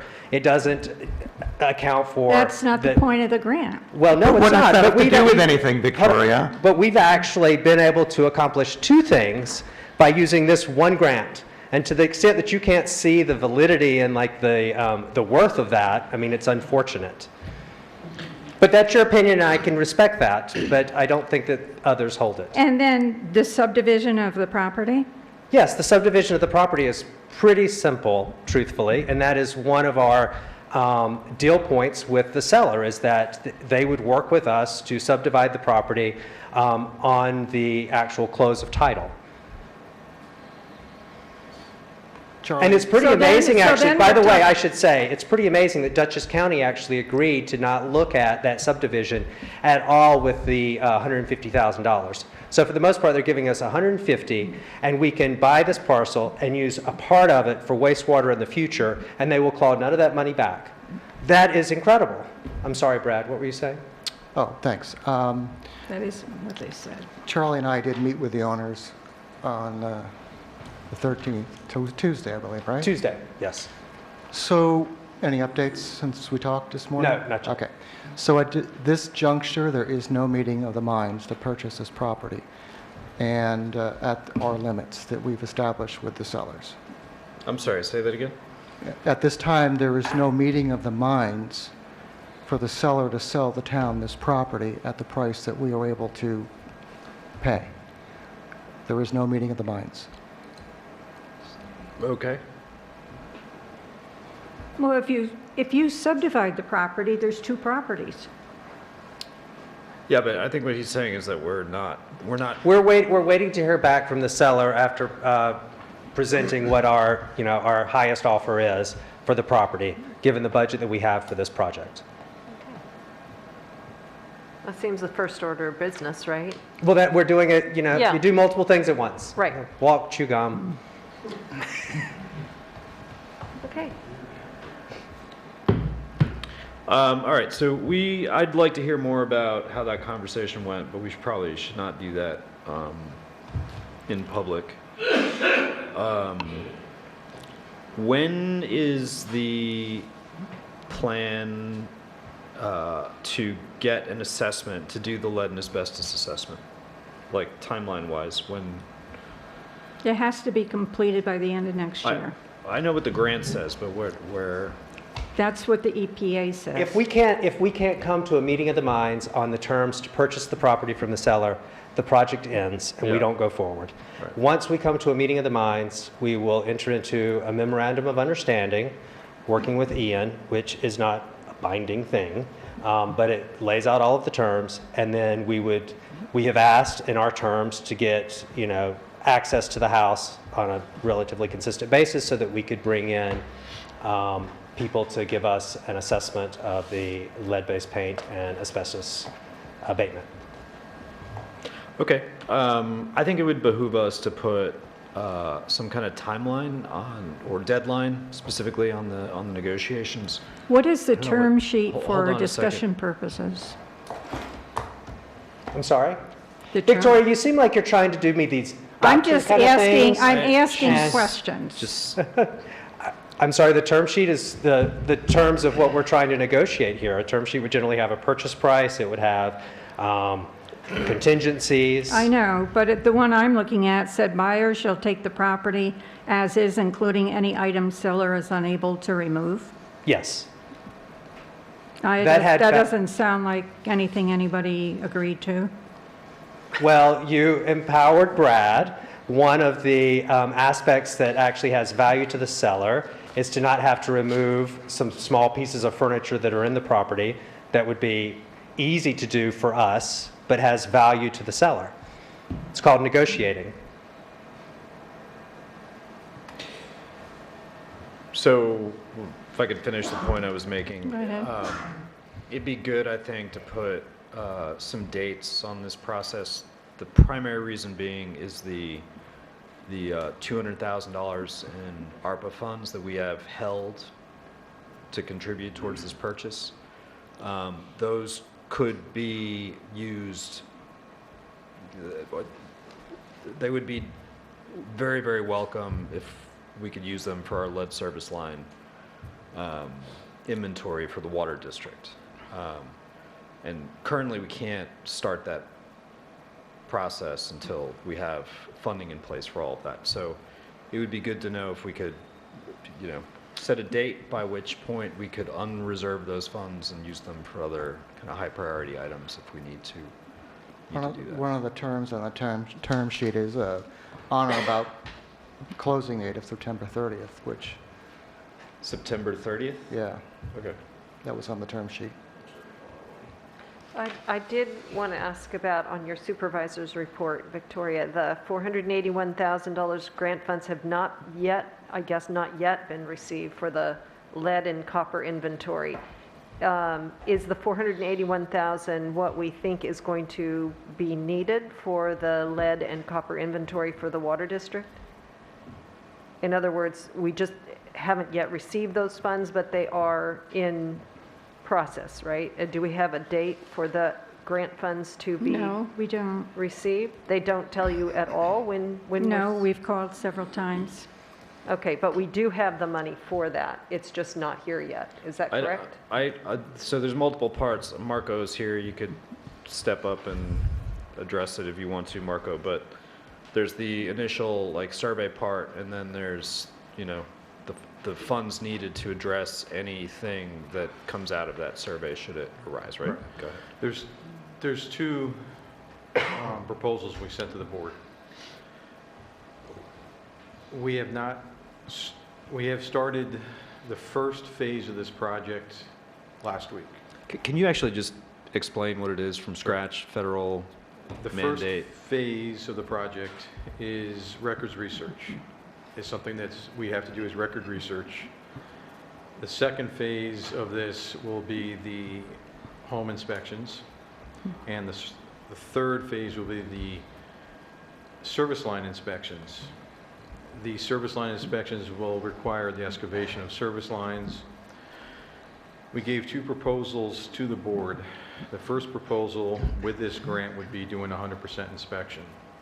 The second proposal was doing a percentage of the inspection, excavating, and an engineering study submitted that is allowed by the state to meet the requirements of this project. We do not have time. I've said this since last year. We are out of time. Sorry, the background I was hoping you would give there is that the reason we need to do this project is because it's a federal mandate. It's a federal and we have a mandate from the timeline. EPA. Yes, from the EPA. Started actually 2 years ago. Yeah. 2 years ago started this project should have started. It was meetings were going on back then. Last year we discussed this with the town board. The state was involved with the EPA to meet this EPA requirement. They gave us a list of priorities, classes for us to attend, how to do this project. And we are at a point right now, I have basically 16 months to finish this job. Mark also explained that equipment is going to be very hard to get now because we waited so long, because we didn't approach this with any urgency. We have known about it for 2 years. And he's been before the board many times to explain that if we don't get started soon, that the kind of equipment that's needed to do this work is not going to be available. So no one on this board is not familiar with the fact that this process was all laid out for us and we didn't act. Well, we did. I mean, we didn't have the money to do any of it, but when we discussed the funding needs for the water district, and at that point, ARPA had indicated that it was going to be distributing funds to municipalities. That's why I was so cranky when we had this discussion in the last meeting, because we as a board never had the, opportunity to talk about how best we could use those monies that a lot of us, when we were talking to Marco and we knew that grant money was coming down the pike, had thought would be well served by applying them to this project. Well, we should have done that. I mean, that was my feeling all along, is that we should have prioritized what we were doing and how we're going to use the money, but that wasn't ever put on the agenda. Yeah, the grant money, just so you're aware, the grant money has not been released. They changed the requirements of how to apply the grant when it does get released. We are fourth on the list, right under the city of Newburgh. So without the state telling us that we're going to get the money, it's implied that we have a very good shot of getting that money. They can't tell us that directly until it's released. But again, that money means nothing at this point. We have to go with phase 2, with the second proposal that I sent to you guys. I just don't have the time. Am I going to be competing with other municipalities trying to get the equipment to do 100% completion of this project with excavation? It's not going to happen. I'll be honest with you, there's just no time. Can't do this stuff when it's cold out. We're going to cause more damage than good. So we are at the second proposal stage, and I recommend the board release these funds to finish this project, which is the right thing to do by federal and state law, and to meet these requirements and not have any violations and be able to prepare for future grants. Our grants that we missed this year, it's due tomorrow. We could have had a grant for the second phase of replacing the service lines. We should have had that data today. It's due tomorrow. I have nothing. So we cannot apply for that grant today. We can apply for it maybe next year if it's available. But right now, we can only give them the inventory. Next step is going to be to replace them. How are we going to replace them? Who's going to pay for it? We have to make sure we meet the first part to have any chance of getting grants for this replacement, so it doesn't impact the customers in the water district. Again, I've been bringing this up over and over. I want it, we have to stop something here. I hate to see the wastewater be stopped, but something has to stop. You got the funds available to you, and I got to finish this project. I'm using our town budget right now to do that, our water district money, for the first week and the second week now. And what is the overall cost again, if you could just remind me? I see the Yeah, it 481,000. was like- Somebody must have come up with that number to We say did the that's what it engineering- costs. We but- did the engineering report, and again, that was Okay. last year's prices. This year's prices, forget it. Everything went up 20, 30%. So we're And paying you for that inventory, right? You're paying Your us. prices have gone up, or is Not that? even, my prices on the contract have gone up, correct? But also the contractors that we would need for the excavation part. We're This- just talking about the inventory right now, no? The inventory we're doing, correct. Right. We do Requires that inventory part ourselves right now with the records research, the in-house inspections. Right. The excavation, what I'm going to suggest that we use to save the town money is we're going to use our excavator that's on the town here. That would be Stanley, and the town highway guys, if it's acceptable, to help do the excavation part. But again, we're going to excavate a certain percentage, and then we're going to take that data, because we broke the district up into 5 different zones, take that data, do an assumption, and engineering report that will satisfy the state and federal needs. But again, we're talking about, I think it was 200 and change. I don't remember the number off the top of my head that we sent you the second proposal, but you have the money to do this. If we approached this second proposals that we sent to you, because right now, I'll be honest, we're out of time. I cannot schedule anything. And the new proposal is going to suggest that we have to put out RFPs for the hydro excavating that we do if we do get this new grant. So that's going to delay the process even further. Minority woman-owned business are first priorities on those. That's some of the stipulations in this grant. And you're going to put out RFPs. You're going to lose months worth of that because you have a meeting twice a month. RFPs being sent out, waiting for bid proposals to come back. 2-3 months are going to be lost there. So that option's not even on the table. For clarification, the number you see, Vicki, just that was submitted for the grant. That was for the 100% 100%. inventory. There was another proposal that Marco had submitted. I don't recall when. Yeah, it was earlier this year. A while back, Yeah. where that would have been for the percentage model. Yeah, it's a modeling percentage report. So if we do get this $481,000, it was for the first proposal, which was 100% inspection. Now, Marco is saying that we're going to have to go with the second proposal, and the grant is not going to match up with what we asked for. The problem with the grant is when I reached out to the grant coordinators on this, and I spoke to them, just trying to find out where we are with it. I mean, to have a grant, present it to where you can get these monies to do a job, but if they hold them for too long, it doesn't mean anything. You're not going to have time to do the RFPs and all the other grant requirements. So it's really kind of crazy. But when we spoke to them, they said you really couldn't even sign contracts or start because they were going to be issuing new requirements for the grant. Terms and conditions that would have to be part of any contract you would sign. When I spoke to them, I called Marco, I think, right after, and I said, I don't know when they're doing that, but my gut tells me it should be pretty soon. And it was literally like, I think the next... At least a month or more. Well, no, they changed the term. They did change that the term terms. came out pretty quickly right after that, but... They still didn't release But it. it adds, yeah, the funds aren't released, so we're just sitting here waiting, and there's nothing that we can do. Yeah. So with the regards to the first proposal that you gave was 100% inspection, and we thought at the time when you applied for it, it would be $481,000. But now you say we need to go to the second proposal, of which you think it's going to cost us $200,000 and change. Yes, whatever it is, yeah. And we Say think we're 250. getting 481,000, but we're not positive we're getting that at any time We won't even soon. accept that. And that we now are doing something different because we've run out of time. That's Is right. that correct? So We it's a won't mess. We will not It's a accept that mess. grant. You won't, if you accept the grant, you're not going to be able to use it. Well, what for they've this done with project. that particular grant is they've decided to change the terms. Yep, and you won't be able to accept the terms grant have because this changed. grant is going to be for this project. We do not have enough time to finish it, and probably not enough money, because everything's going to be rushed. It's not going to be us, it's going to be trying to schedule everybody. When I applied for this So- grant originally, we applied for it using town assets, town employees. Now, and then only the hydro excavating, and that's it. But right now, we cannot do 100% inspection.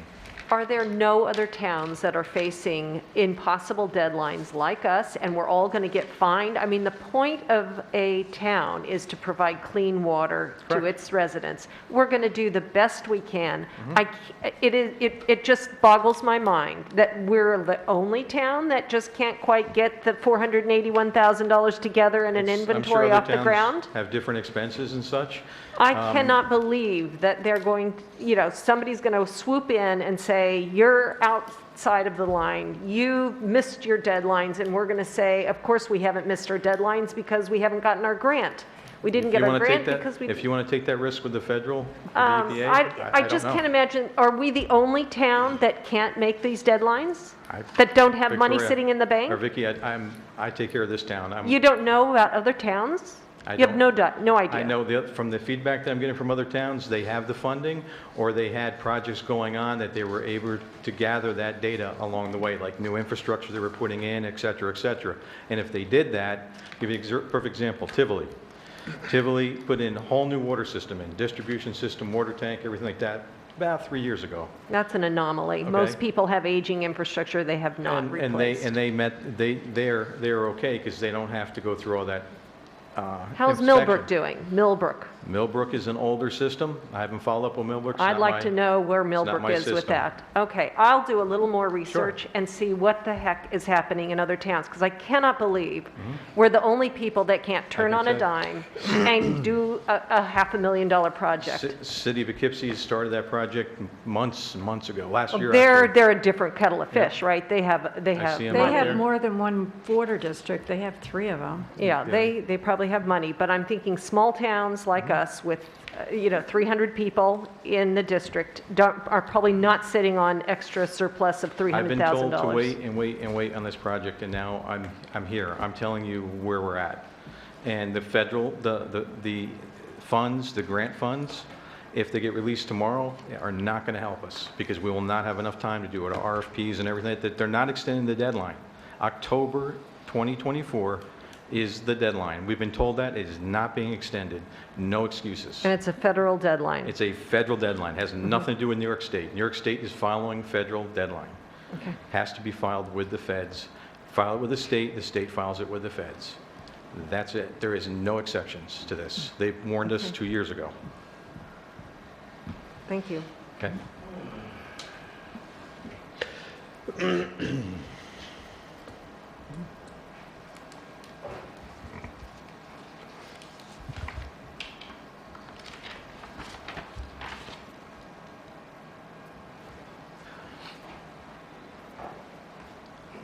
We also have under discussion the map plan report, engineer and attorney for proposed sewer district, which we don't have the land, the property for yet. Victoria, hasn't the problem on the last couple of times we tried to do a sewer district was that we didn't acquire land, we didn't have any land, so it seems to me like actually having land in advance might be a good idea. I mean, since this has been messed up so many times in the past, and a lot of it because of the property involved. Well, one of the reasons it was messed up was the communication to the people in the proposed sewer district. We're not kept in the loop. There's been I believe for the sewer district, there's been one public meeting. And I know the wastewater committee has worked on how they propose to, what process they want to use to set up the sewer district, but it doesn't seem to have, that information doesn't seem to have gotten to all the people in the sewer district. One of the things I had thrown, kind of thrown at me by someone who lives on Lake Amenia Road is that the residents there are upset about the proposed sewer wastewater system in near their property and in their neighborhood. So I don't know if you've spoken to them or not. I've had people talk to me from Depot Hill, said nobody came to my house. I talked to all my neighbors, nobody came to their house. I mean, I'm not sure how you're reaching. Victoria, there were people in mailings this. sent, and I actually was one of the people that went door to door, knocking on people's door to give them information. So I find it really hard to believe, first of all, that people felt like there was no information. There was more than one public meeting to make people aware of this district.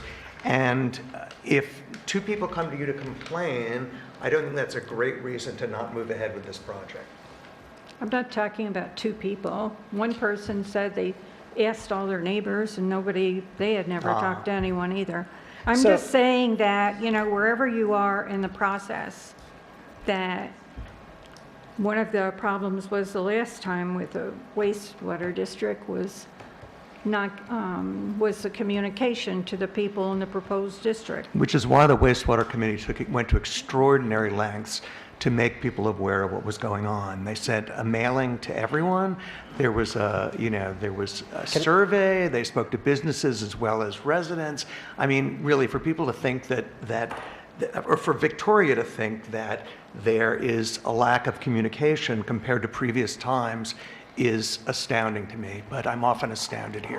Well, you did. I mean, you did a lot in the beginning. You sent out surveys, but, have you followed up with people? Have you said, okay, this is a process we're going to use to set up the sewer district? And, this is, what the potential capital cost is. I mean, people have questions. I mean, maybe you need to have another public meeting. I don't know. So, Victoria, we'd be more than happy to do as many public meetings. We have, I don't know where you get one. We have had 5 public forums on this. We have mailed everybody in the district twice, 3 times if you include the survey that went out first.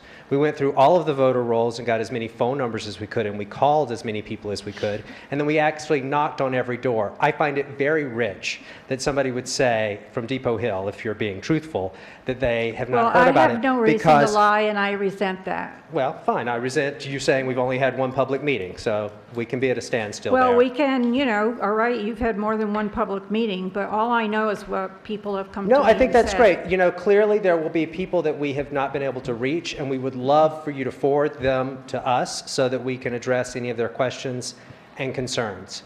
Specifically for Depot Hill Road, Leo and I did door knock on Depot Hill, and those that were not home, we left flyers for. So we can only do so much, but if anybody watching this, anybody who has friends, you can email cleanwater@ameniany.gov, and we will respond. There's a phone number on our Facebook page. We want to speak to everybody. That is not a reason, though, if we haven't spoken to everybody, not to move forward with the map plan and report. It is the next phase of this process.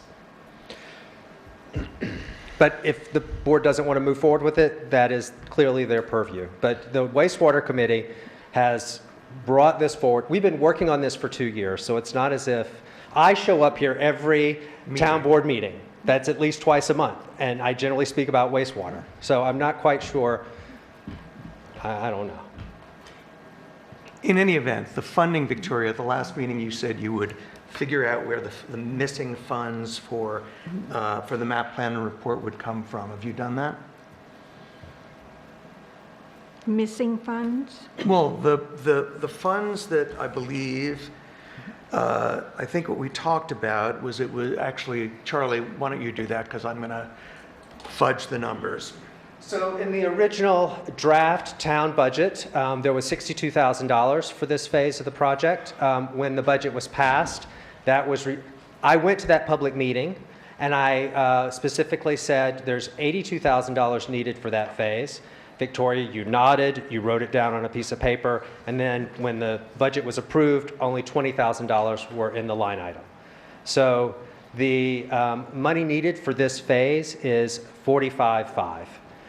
That is for the engineer and for the attorney. And I emailed the town board on the 7th of this month with all of that information, as well as some recommendations of where the additional funds may possibly come from. There's a couple of different general ledger items in the budget that seem to be contingency line items. I believe that we could probably go through and find a lot of other places. The building department had supposed they should have 2 people there. One of their people hasn't been there for at least 6 months. I'm sure there's $5,000 there. The engineering planning grant money should come through. I will check out with It's not appropriate for you EFC. to take anything from salary from the building department. I'm just throwing out different Some places ideas. where we can find $5,000 or $10,000 They to need add some help up. trying to find that. I'm And I just- think that you need to work with them to see if it is possible or not possible. Can we to take find a money. can we take a step back? So for starters, what your description of how we ended up with the resulting final budget. I mean, there's 1,000 compromises that happened before. Yeah, but I don't remember seeing that one at all, because I thought at the last meeting we agreed to the $62,000, and I don't remember there being a discussion about changing that. I mean, we did all get copies of updated budgets as they were updated and Yeah, circulated. but there was no highlighting of things that changed, which I always have said here, makes it impossible to actually find those things. But in any event. Anyway, the only reason I bring it up, Damien, is to bring context to the amount of money that was necessary for this phase. It's not an unknown number. That's fair. But I'm going to reiterate the point I made last month, which was, we're looking for we're looking to spend a total of about $80,000, right? Roughly. No, this phase is 45.5. There's not 80,000. We had requested that because the second portion of doing this, once we have the map plan and report and the district is formed, then you'll pay an attorney. It could be our town attorney, it could be another. You will pay them, I don't know, $10,000 or $12,000. I forget exactly how much it is to actually write the local law that would govern over this new special district. So, that was the reason that was 82. Got it. And I'm sorry I can't talk today. I don't know what my problem is. You got a bad foot. I know. I've got my foot in a boot, and I'm losing my voice. Hearing that we probably have a long way to go on the property price negotiation, as evidenced by my votes over the past 3-4 months, I've been supportive of the acquisition of this property. I really still feel that spending $45,000 at this point to hire an engineering firm to create a map plan and report, which is based, it's not like they're looking for candidate properties, right? It's based solely on the availability of that property being the site, is just potential. If we don't end up closing on that parcel, if we don't end up getting that, we will just have wasted that $45,000. Won't be completely wasted, but I think it's a very good point. If the board decides that they want to wait until, I personally would recommend that the threshold be having a memorandum of understanding with the property owner, which means that we've come to terms and we know that we have funding for that, that should hopefully give you confidence to move forward with this phase. I can respect that. We should know that within the next couple of, next week or two, honestly. Shouldn't be any that far away. And I'll once more say But I think that one thing that's important, we're having this conversation about a wastewater system, and it dovetails into the kind of contentious conversation we had just before this around this particular property and buying it for affordable housing and a piece of it being used for wastewater.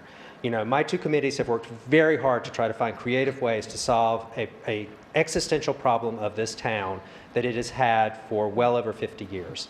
And I think if this board is not wholly supportive, all 5 members of you, then my boards maybe should take a step back, and maybe we should wait until there's a composition that is, because these projects are too difficult. The water problem is too difficult for not all hands on deck. You know, so No, that's fair. respectfully, It's fair. And I will point out that Millerton is significantly further along with their wastewater system because they started when I had requested, as chair of the wastewater committee, for the town to release money to hire Ty and Bond, and you stalled for an entire year. Victoria told me she can't move money around in the budget when I see that happening every 2 weeks. I mean, it's maddening, the I lack told of you what? urgency. You told me that you couldn't move money around in the budget to come up with the $14,000, I think it was, to hire Ty and Bond. This was before you were on the board, right? And so we, as whoever was on the board at that point in time, I I can't don't- even remember, but that town board voted on a budget, and the money you were asking for was not in the budget, right? No, but it could was have as been moved simple from as- another line, which we do to I know, but 8 again, every time. everybody would have to vote to agree to that. It's not just like, Yeah, go but was there a find me vote money. taken? No. No. The board took the actions that board took, whatever it did. Well, It's that's not- why it's- things don't happen in this town, Damien, because no Leo? one is willing to look more than 5 minutes ahead or to come up with a long-term strategy for doing anything. There's always 1,000 excuses for why stuff can't happen, Damien. Fair enough. We always end up in this exact same point. we But do. What I'm saying is that I understand that before you joined this board and you were chair of the wastewater committee, that it was very important to you that we move that project forward, fund that project, find the money to do it. I understand that. But at the time, when we were juggling a million other things in the middle of COVID and had just there were other competing that weren't just me saying it or her finding money. It's just that's how the board, the elected representatives of this. I'm not talking about that. I'm talking about during the year when we transfer money from one point to another. That money could have been used, because back then I kept repeating again and again and again that there's federal infrastructure money and we're 2 years down into it and we haven't been able to access it. Can I just suggest something? Just digressing on this, this solves nothing, Leo. So- What solves nothing? Well, we should be looking at going forward here, not digressing on what happened with another board. That's true, but we don't seem to be going forward. We seem to be Can I just suggest, circling. can I just suggest something? Again, the win-win for everybody. Obviously, lead service line, it has to happen. You have an infrastructure, you have a water district, that stuff has to happen. You have to meet mandates, okay? The wastewater is not happening yet, but what we can, still do is work on that wastewater project, work on the development of the water system, because we worked on infrastructure improvements there. The whole idea, I think we want to do is sync up at the same time applying for grants, that we can open up the roads once to do the infrastructure for both utilities, okay? Right now, we're way out of sync. We have a priority for the water district that you guys do have, has to happen. Meanwhile, you can still work on the wastewater project, we can still work on the water infrastructure improvements, apply for the grants. Obviously, this grant that's due tomorrow, everybody's going to miss. It's not a grant, it's updating the IUP. And It's not a grant. okay, it's updating the IEP. And Brenna is working on it. Okay, so if we can get that involved in tomorrow, that's great, but again, those numbers are probably going to change a lot because of economics right now. Even for the one that we put together, I'm sure the one you guys put together. But maybe this is to tell you the truth, it's not going to happen for 5 years plus by the time you get approvals and everything. So in 5 years, technologies could change, properties could change, opportunities could change. Something to look at besides this one property would be constructive wetlands. The constructive wetland, discharge of constructive wetlands is very beneficial, very good thing to do. We have plenty of wetlands around here to do this in. I don't know if that was looked at or not. Yes, it was. Okay, so that's something we could possibly look at. You don't put again, it in wetlands, you put it in non-wetlands, and you construct Correct. wetlands. So you have to Correct. find non-wet, and in Amenia, it's hard to find non-wet. As It's hard to find non-wet. but It's you- already wet, Right. and we need non-wet, But and you then can make that wet. Right. Yeah. You can discharge, right. And what we can do is work together to make this happen. But again, the priority for the town, my suggestion, again, I'm not part of the town board, but you have to meet this one obligation, and you can't do anything with a hope and a dream right now. You can make it happen, but it's not happening right now. Yeah. It's just So- not feasible. I don't want to be here all night because I'm going to fully lose my voice at some point, but thank you, Marco. I'll summarize where I stand. I'm not supportive of moving forward with the map plan report until we have more clarity on whether or not we're going to secure that parcel that the report will be based on. And I would ideally like it, Brad, if, where are we now? Middle of June? 15th. So do you think you'll have a sense of how these negotiations are going to go within the next 2 weeks, 30 days? What the seller said to us on Tuesday was that they were going to think about it and get back to us. And so as of today, Charlie and I have not gotten a response. Okay, so let's talk about that later in detail, but I think that, if we don't have some action on that in, I don't know, whatever feels right, 2 weeks, 30 days, then I'm going to move at that point to release the funds for the water district so that we can get moving on that. Okay, We can take a vote on that. We'll take a vote on that. The purchase price is obviously, if the owner's willing to sell it, is a major component. But that doesn't award the grant. There still is the lead, the lead assessment, and then the budgeting of it. Those two items need to be, so there is work to be done between now and then. That can probably happen at the same time to try to, because in order to accommodate the concern of the water district, those two items would have to happen fairly quickly.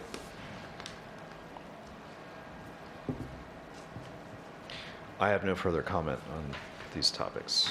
And right now, there's no execution of the county's grant agreement. I'm sorry, what was that? You were mumbling. There's no execution of the county's grant agreement because they have listed that prior to the town taking title, that the lead and asbestos needs to be done. So the procedure laid out by the county in their letter, which we had gone over in the end of April, was the risk assessment had. I hate mics. Pull it closer to you. Can you hear me now? The whole thing. Yeah. Are we good? All right. The procedure laid out by the county was first to obtain the lead and asbestos risk assessment. That was step one. As soon as we have that assessment, then we can determine what the remediation costs would be. They added in the contingencies that we would have to get those prices that would reflect prevailing wage, and then that budget would be put together. I know Charlie had started a budget, but we'd have to put that into that as well, and then submit that to the county. And then the county is going to have to approve that. Once they approve that, then, if my understanding is, then at that point, they would be willing to execute. Well, they would have to approve that plus the funding sources, just to be totally clear on it. But then we would sign the agreement, and then we would be in a position at that point to proceed with more of the negotiation. But if there is a definite price or a high price that's been extended and they're not willing to do that, then that would kill it right in its tracks anyways. But since we don't have that, I don't know if it makes sense to wait for that at all, because the time is so crucial for, if it does die, the ARPA funds would be released, and then Marco could start the lead and copper inventory. So if My suggestion would be to do them simultaneously. So as soon as you can get these items done, the lead and asbestos assessment, then we can start working on that budget and then get that submitted to the county, because without that, if they agree with the price, we're still looking at time. So I think Wait, I'm sorry, say that again? even if they agree to a price, you don't have a grant yet. Right. But we still have to hold the ARPA funds in order to Correct. qualify for the grant, so those funds will still be Yeah, there's on still a hold. lot of steps, according to the county, that need to be done, which I keep looking at Charlie because I think it's really in his court. I mean, he's been driving it, so as soon as we can get those done, then you can move forward, unless they don't agree to a price. Resolution number? 73. Resolution rejecting all bids and authorizing the solicitation of new bids to construct the Town of Amenia Route 44 sidewalk extension to Beekman Park. Whereas the Town Board of the Town of Amenia, by resolution number 22 of 2021, awarded the contract for engineering services to provide, design, and formulate construction plans for the Town of Amenia Route 44 sidewalk extension to Beekman Park to LaBella Associates, FKA, Shazen Engineering, Land Surveying, Landscape Architecture and Geology Company, DPC. Whereas pursuant to the town's procurement policy, General Municipal Law, Section 103, LaBella published an invitation to bid to contractors for the installation of the concrete sidewalk and curbing. Whereas 2 bids were received, duly opened and read aloud at Town Hall on June 7, 2023. Whereas by letter dated June 13, 2023, LaBella recommended that based upon the information provided in the bid packages, missing information and other irregularities, that the bids be rejected and the project rebid immediately.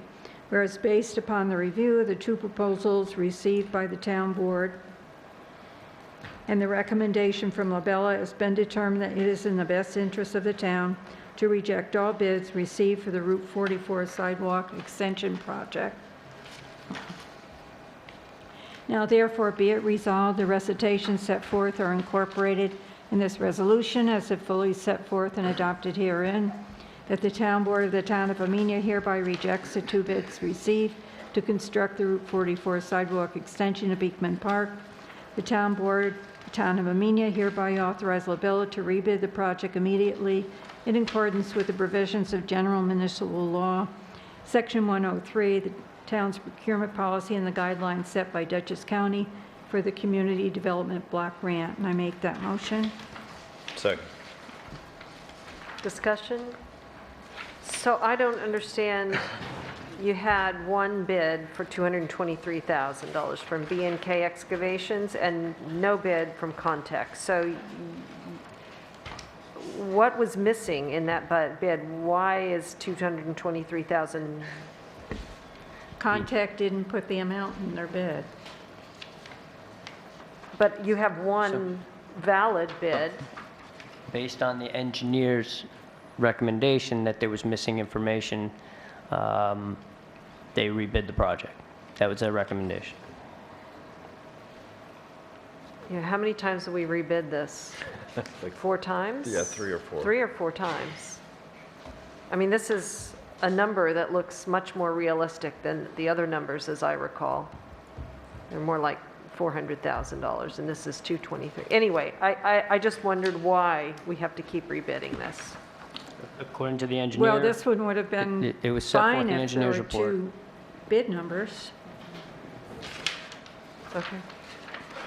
Want me to do the next one? I can't Sure. really talk, but I can talk fast. Really? You can't talk. Why do you want to do it? Oh, we're in the middle of a vote. Yeah, okay. Sorry, Now we need to Tom. vote. Brody? Yes. Councilpersons Doyle? Yes. Gutierrez? Yes. Blackman? Yes. Revlard? Yes. Resolution number 74, resolution authorizing a contract to conduct a title search of a parcel of land commonly known as Wassaic Pocket Park. Whereas the Town Board of the Town of Amenia is seeking to conduct a title search for a parcel of land commonly known as Wassaic Pocket Park to determine the town's interest in the parcel, and whereas the attorney to the town has requested 4 quotes from local title insurance companies, and whereas the following quotes were received: Real Property Abstract and Title Services, LLC, $750 to $1,250. River City Abstract, $1,000. North River Abstract Corp., no response. Integrity Land Services, LLC, no response. Whereas River City Abstract has submitted the lowest quote for conducting the title search. Whereas the Town Board of the Town of Amenia has determined it is the best interest of the town to authorize River City Abstract to conduct a title search for the parcel of land commonly known as Wassaic Pocket Park, and the amount not to exceed $1,000. Now therefore be it resolved that the recitations set forth above are incorporated in this resolution as it fully set forth and adopted herein. The Town Board hereby authorizes River City Abstract to conduct a title search in the amount of $1,000, that the funds will be paid from Building CE Maintenance Budget Line Number 16204.01.062. The Town Board hereby authorizes the Town Supervisor to execute any and all documentation necessary to effectuate this resolution. Make that motion. I'll second. Supervisor Perotti? Yes. Councilpersons Doyle? Yes. Gutierrez? Yes. Blackman? Yes. Reveler? Yes.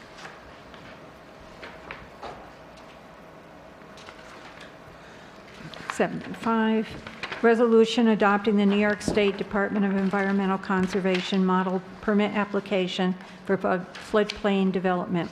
Whereas the New York State Department of Environmental Conservation is the state coordinating agency for the National Flood Insurance Program, in which the town of Amenia is an active participant. Whereas participating communities are responsible for administering and enforcing their local laws adopted for floodplain management, as referenced in Title 44, the Code of Federal Regulations, Part 59.2b. Whereas Chapter 67, the Town Code of the Town of Amenia, regulates all development within floodplains located in the town. Whereas Section 6712 of the Town Code, the Town of Amenia requires a floodplain development permit for any development in any area of special flood hazard. Whereas New York State DEC has issued a revised model permit for floodplain development, which is annexed here to, made a part hereof. Whereas the Town Board of the Town of Amenia, pursuant to Chapter 67-12, has the authority to adopt the form of the model permit application and set the fee schedule for the floodplain development permit. Whereas the Town Board of the Town of Amenia is seeking to adopt the model permit application annexed hereto and schedule the fee for the floodplain permit at $110. Now therefore be it resolved as follows: the recitation of set forth are incorporated in this resolution as if fully set forth and adopted herein. The Town Board of the Town of Amenia hereby adopts the New York State Department of Environmental Conservation Model Floodplain Development Permit as annexed hereto. The Town Board of the Town of Amenia hereby schedules the fee for the floodplain development permit at $110. Town of Amenia Code Enforcement Officer is hereby directed to use the annexed flood application form for the issuance of all floodplain development permits. The town clerk is hereby directed to revise the permit fee schedule in accordance with this resolution. This resolution shall take effect immediately. Make that motion. I'll second, but I have a question. Yes. Where did the fee come from? 110 to review someone building in a floodplain? It was an existing fee, part of the fee schedule we already voted on. We just didn't have the application. Ah, okay. Because it seems if we're trying to discourage people from building in floodplains, that we might want that to be higher, but next year. Yeah, we can review the fee schedule to see if you want to make any changes. But we did not have Got it. because Mike Singleton is our floodplain administrator, and we had a call with the DEC community assistant to our particular municipality. Great. And we were in compliance, except we did not have the application. Great, thank you. Supervisor Perotti? Yes. Councilpersons Doyle? Yes. Gutierrez? Yes. Blackman? Yes. Reveler? Yes. Okay, resolution number 76. Whereas the town board has the authority to transfer funds when necessary unanticipated to amend the budget. Whereas budget amendment, the general fund increasing revenue line 2260.01 public safety services by $1,056.77, increasing expense line 31204.01 public safety commercial services by $1,056.77 for Dutchess County Sheriff's Services for Congregation Beth David.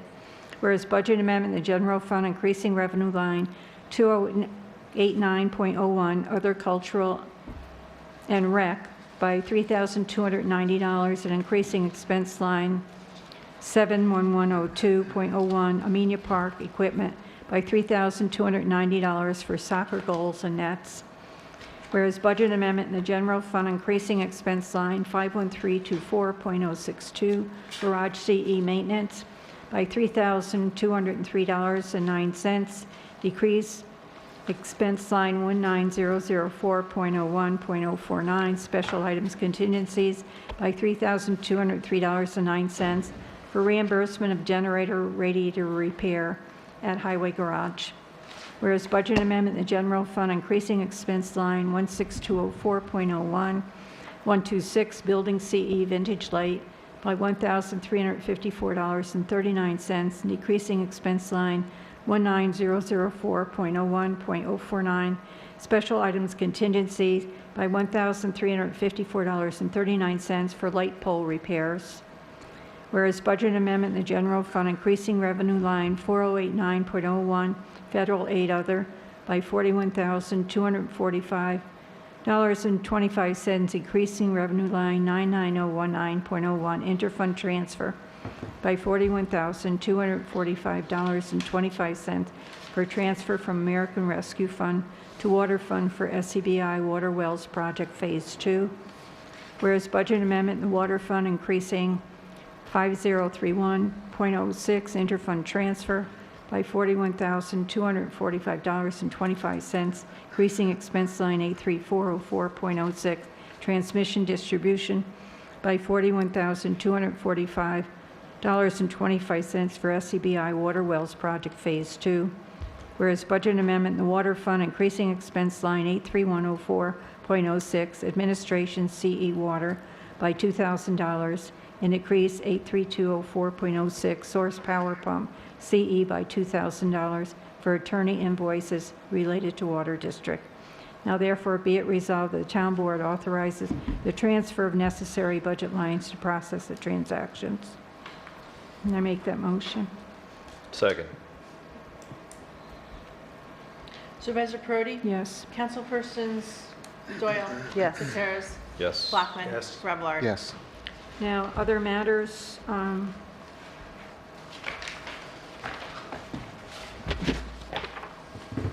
we have two items. One is the resolution authorizing the change order to contract with the landscape architect to complete a recreation master plan. That's 78, 77. 77. I thought transfer was 70. Oh, 76. Okay, 77. You're right. Getting late. Resolution authorized change order to contract with landscape architect to complete a recreation master plan. Whereas the town board of the town of Amenia by resolution number 73 of 2022 awarded a bid to Didona Associates Landscape Architects LLC for landscape architect services to complete a master plan in support of various site improvements for Wassaic Park and the Amenia Town Hall property. Whereas an agreement was entered into between Didona and the town on December 12, 2022, whereas the Town of Amenia Recreation Commission is now seeking to expand the scope of the master plan to include 3 additional properties.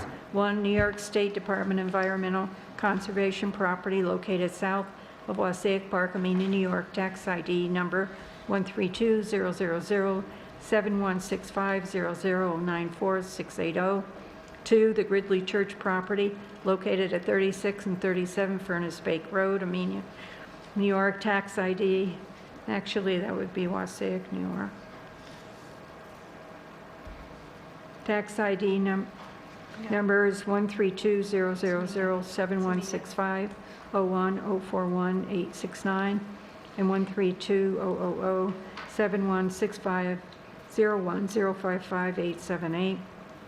3, the Luther Barn Auction House located at 4280 Route 22. That would also be Wassaic. Amenia. What? It's Amenia. Amenia? We're not Okay. changing Located at 4280 Route 22, Amenia, New York. Tax ID number 132-000-7165, 00022-968. Whereas Dedona submitted a proposal for supplemental services dated June 13, 2023, incorporating the above listed properties into the master plan. Whereas the proposal for supplemental services has been reviewed and approved by the Town Board of the Town of Amenia, as well as the Town of Amenia Recreation Commission. Now therefore be it resolved, the recitations above set forth are incorporated in this resolution as if fully set forth and adopted herein. To the Town Board of the Town of Amenia, hereby approves the supplemental services proposal next year to as change order number 1, which will modify the original agreement dated December 12, 2022, adding the 3 additional properties as outlined above to the master plan for a sum not to exceed $3,940. All other terms, conditions, and obligations as outlined in December 12, 2022 agreement will remain in full force and effect. For the additional $3,940 will be paid from Intercommunity Rec CE Transportation budget line number 71454.01.031. The town supervisor is hereby authorized to execute the supplemental service proposal as change order number 1 to the December 12, 2022 agreement in substantially the same form as the next tier 2. Is there a motion? So moved. Second. I have a question. With the expansion of the study, I don't remember exactly what the conversation was, but it was regarding leasing of the property of the former Luther Barn in relation. It was what? Regarding leasing of property when it came to the park in the former Luther Barn property. Yes. I think Ian we had a discussion about this, and I just don't remember what the outcome was. I think it was fine to make improvements on land you lease, right? That's what you reported back to us, as long Yeah, as... we had a memorandum sent to Yeah. us from. So that's all Ian. clear? Yes. Yeah, there was a memo produced and circulated. I can recirculate it if you want. Okay, all right, thank you.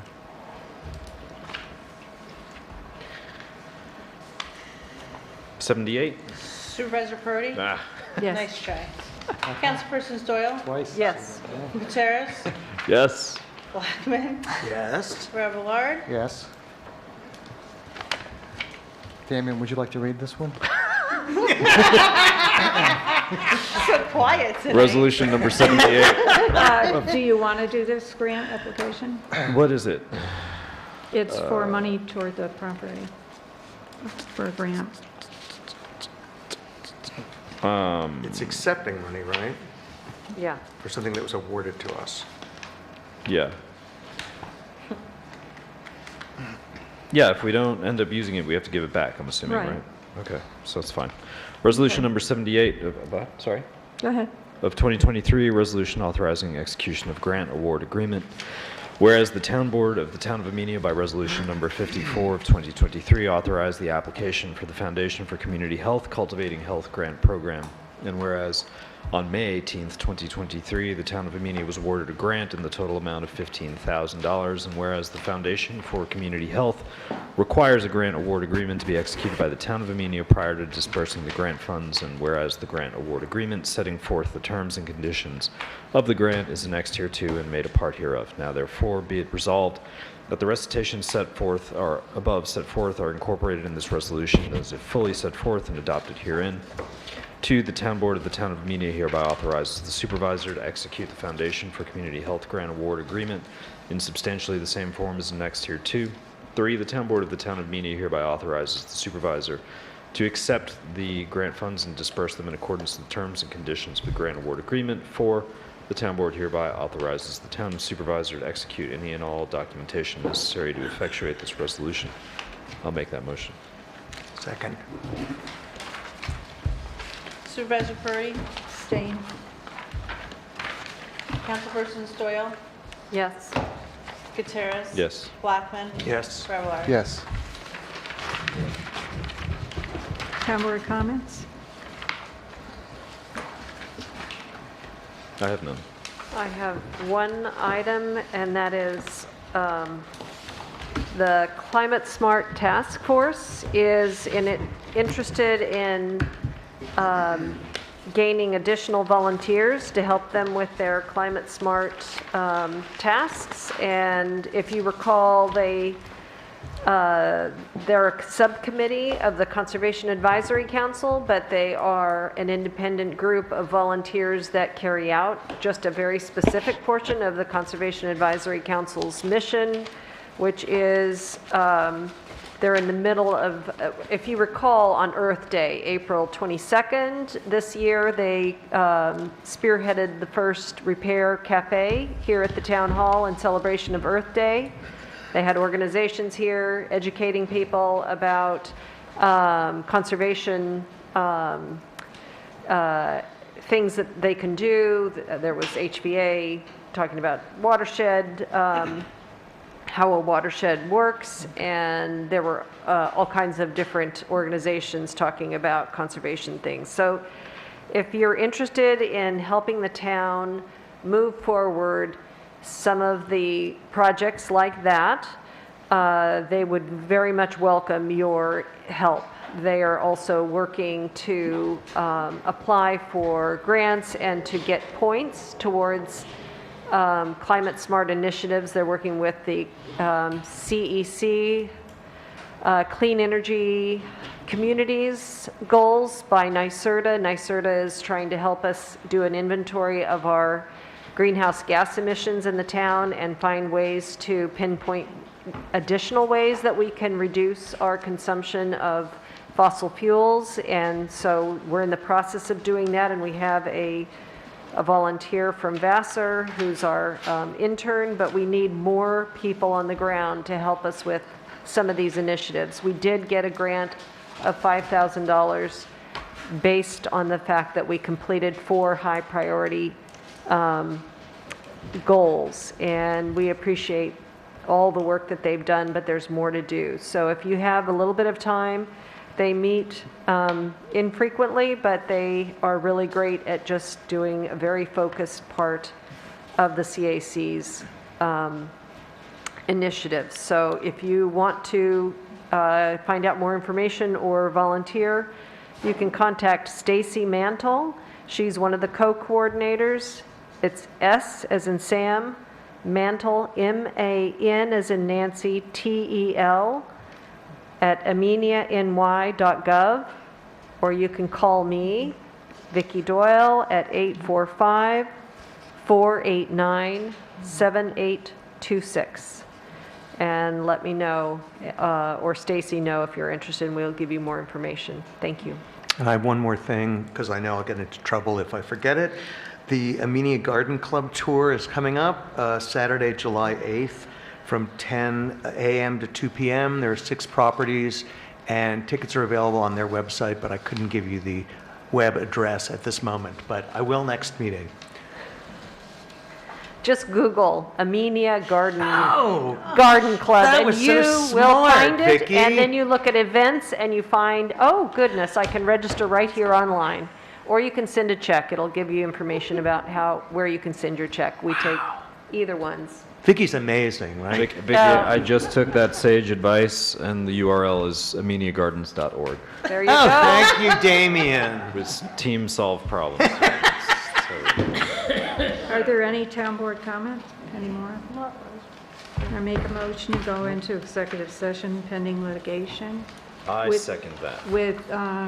With the town attorney and the 2 litigants, and the town clerk is excused. Maintain my second. Damien said that, right? I think so.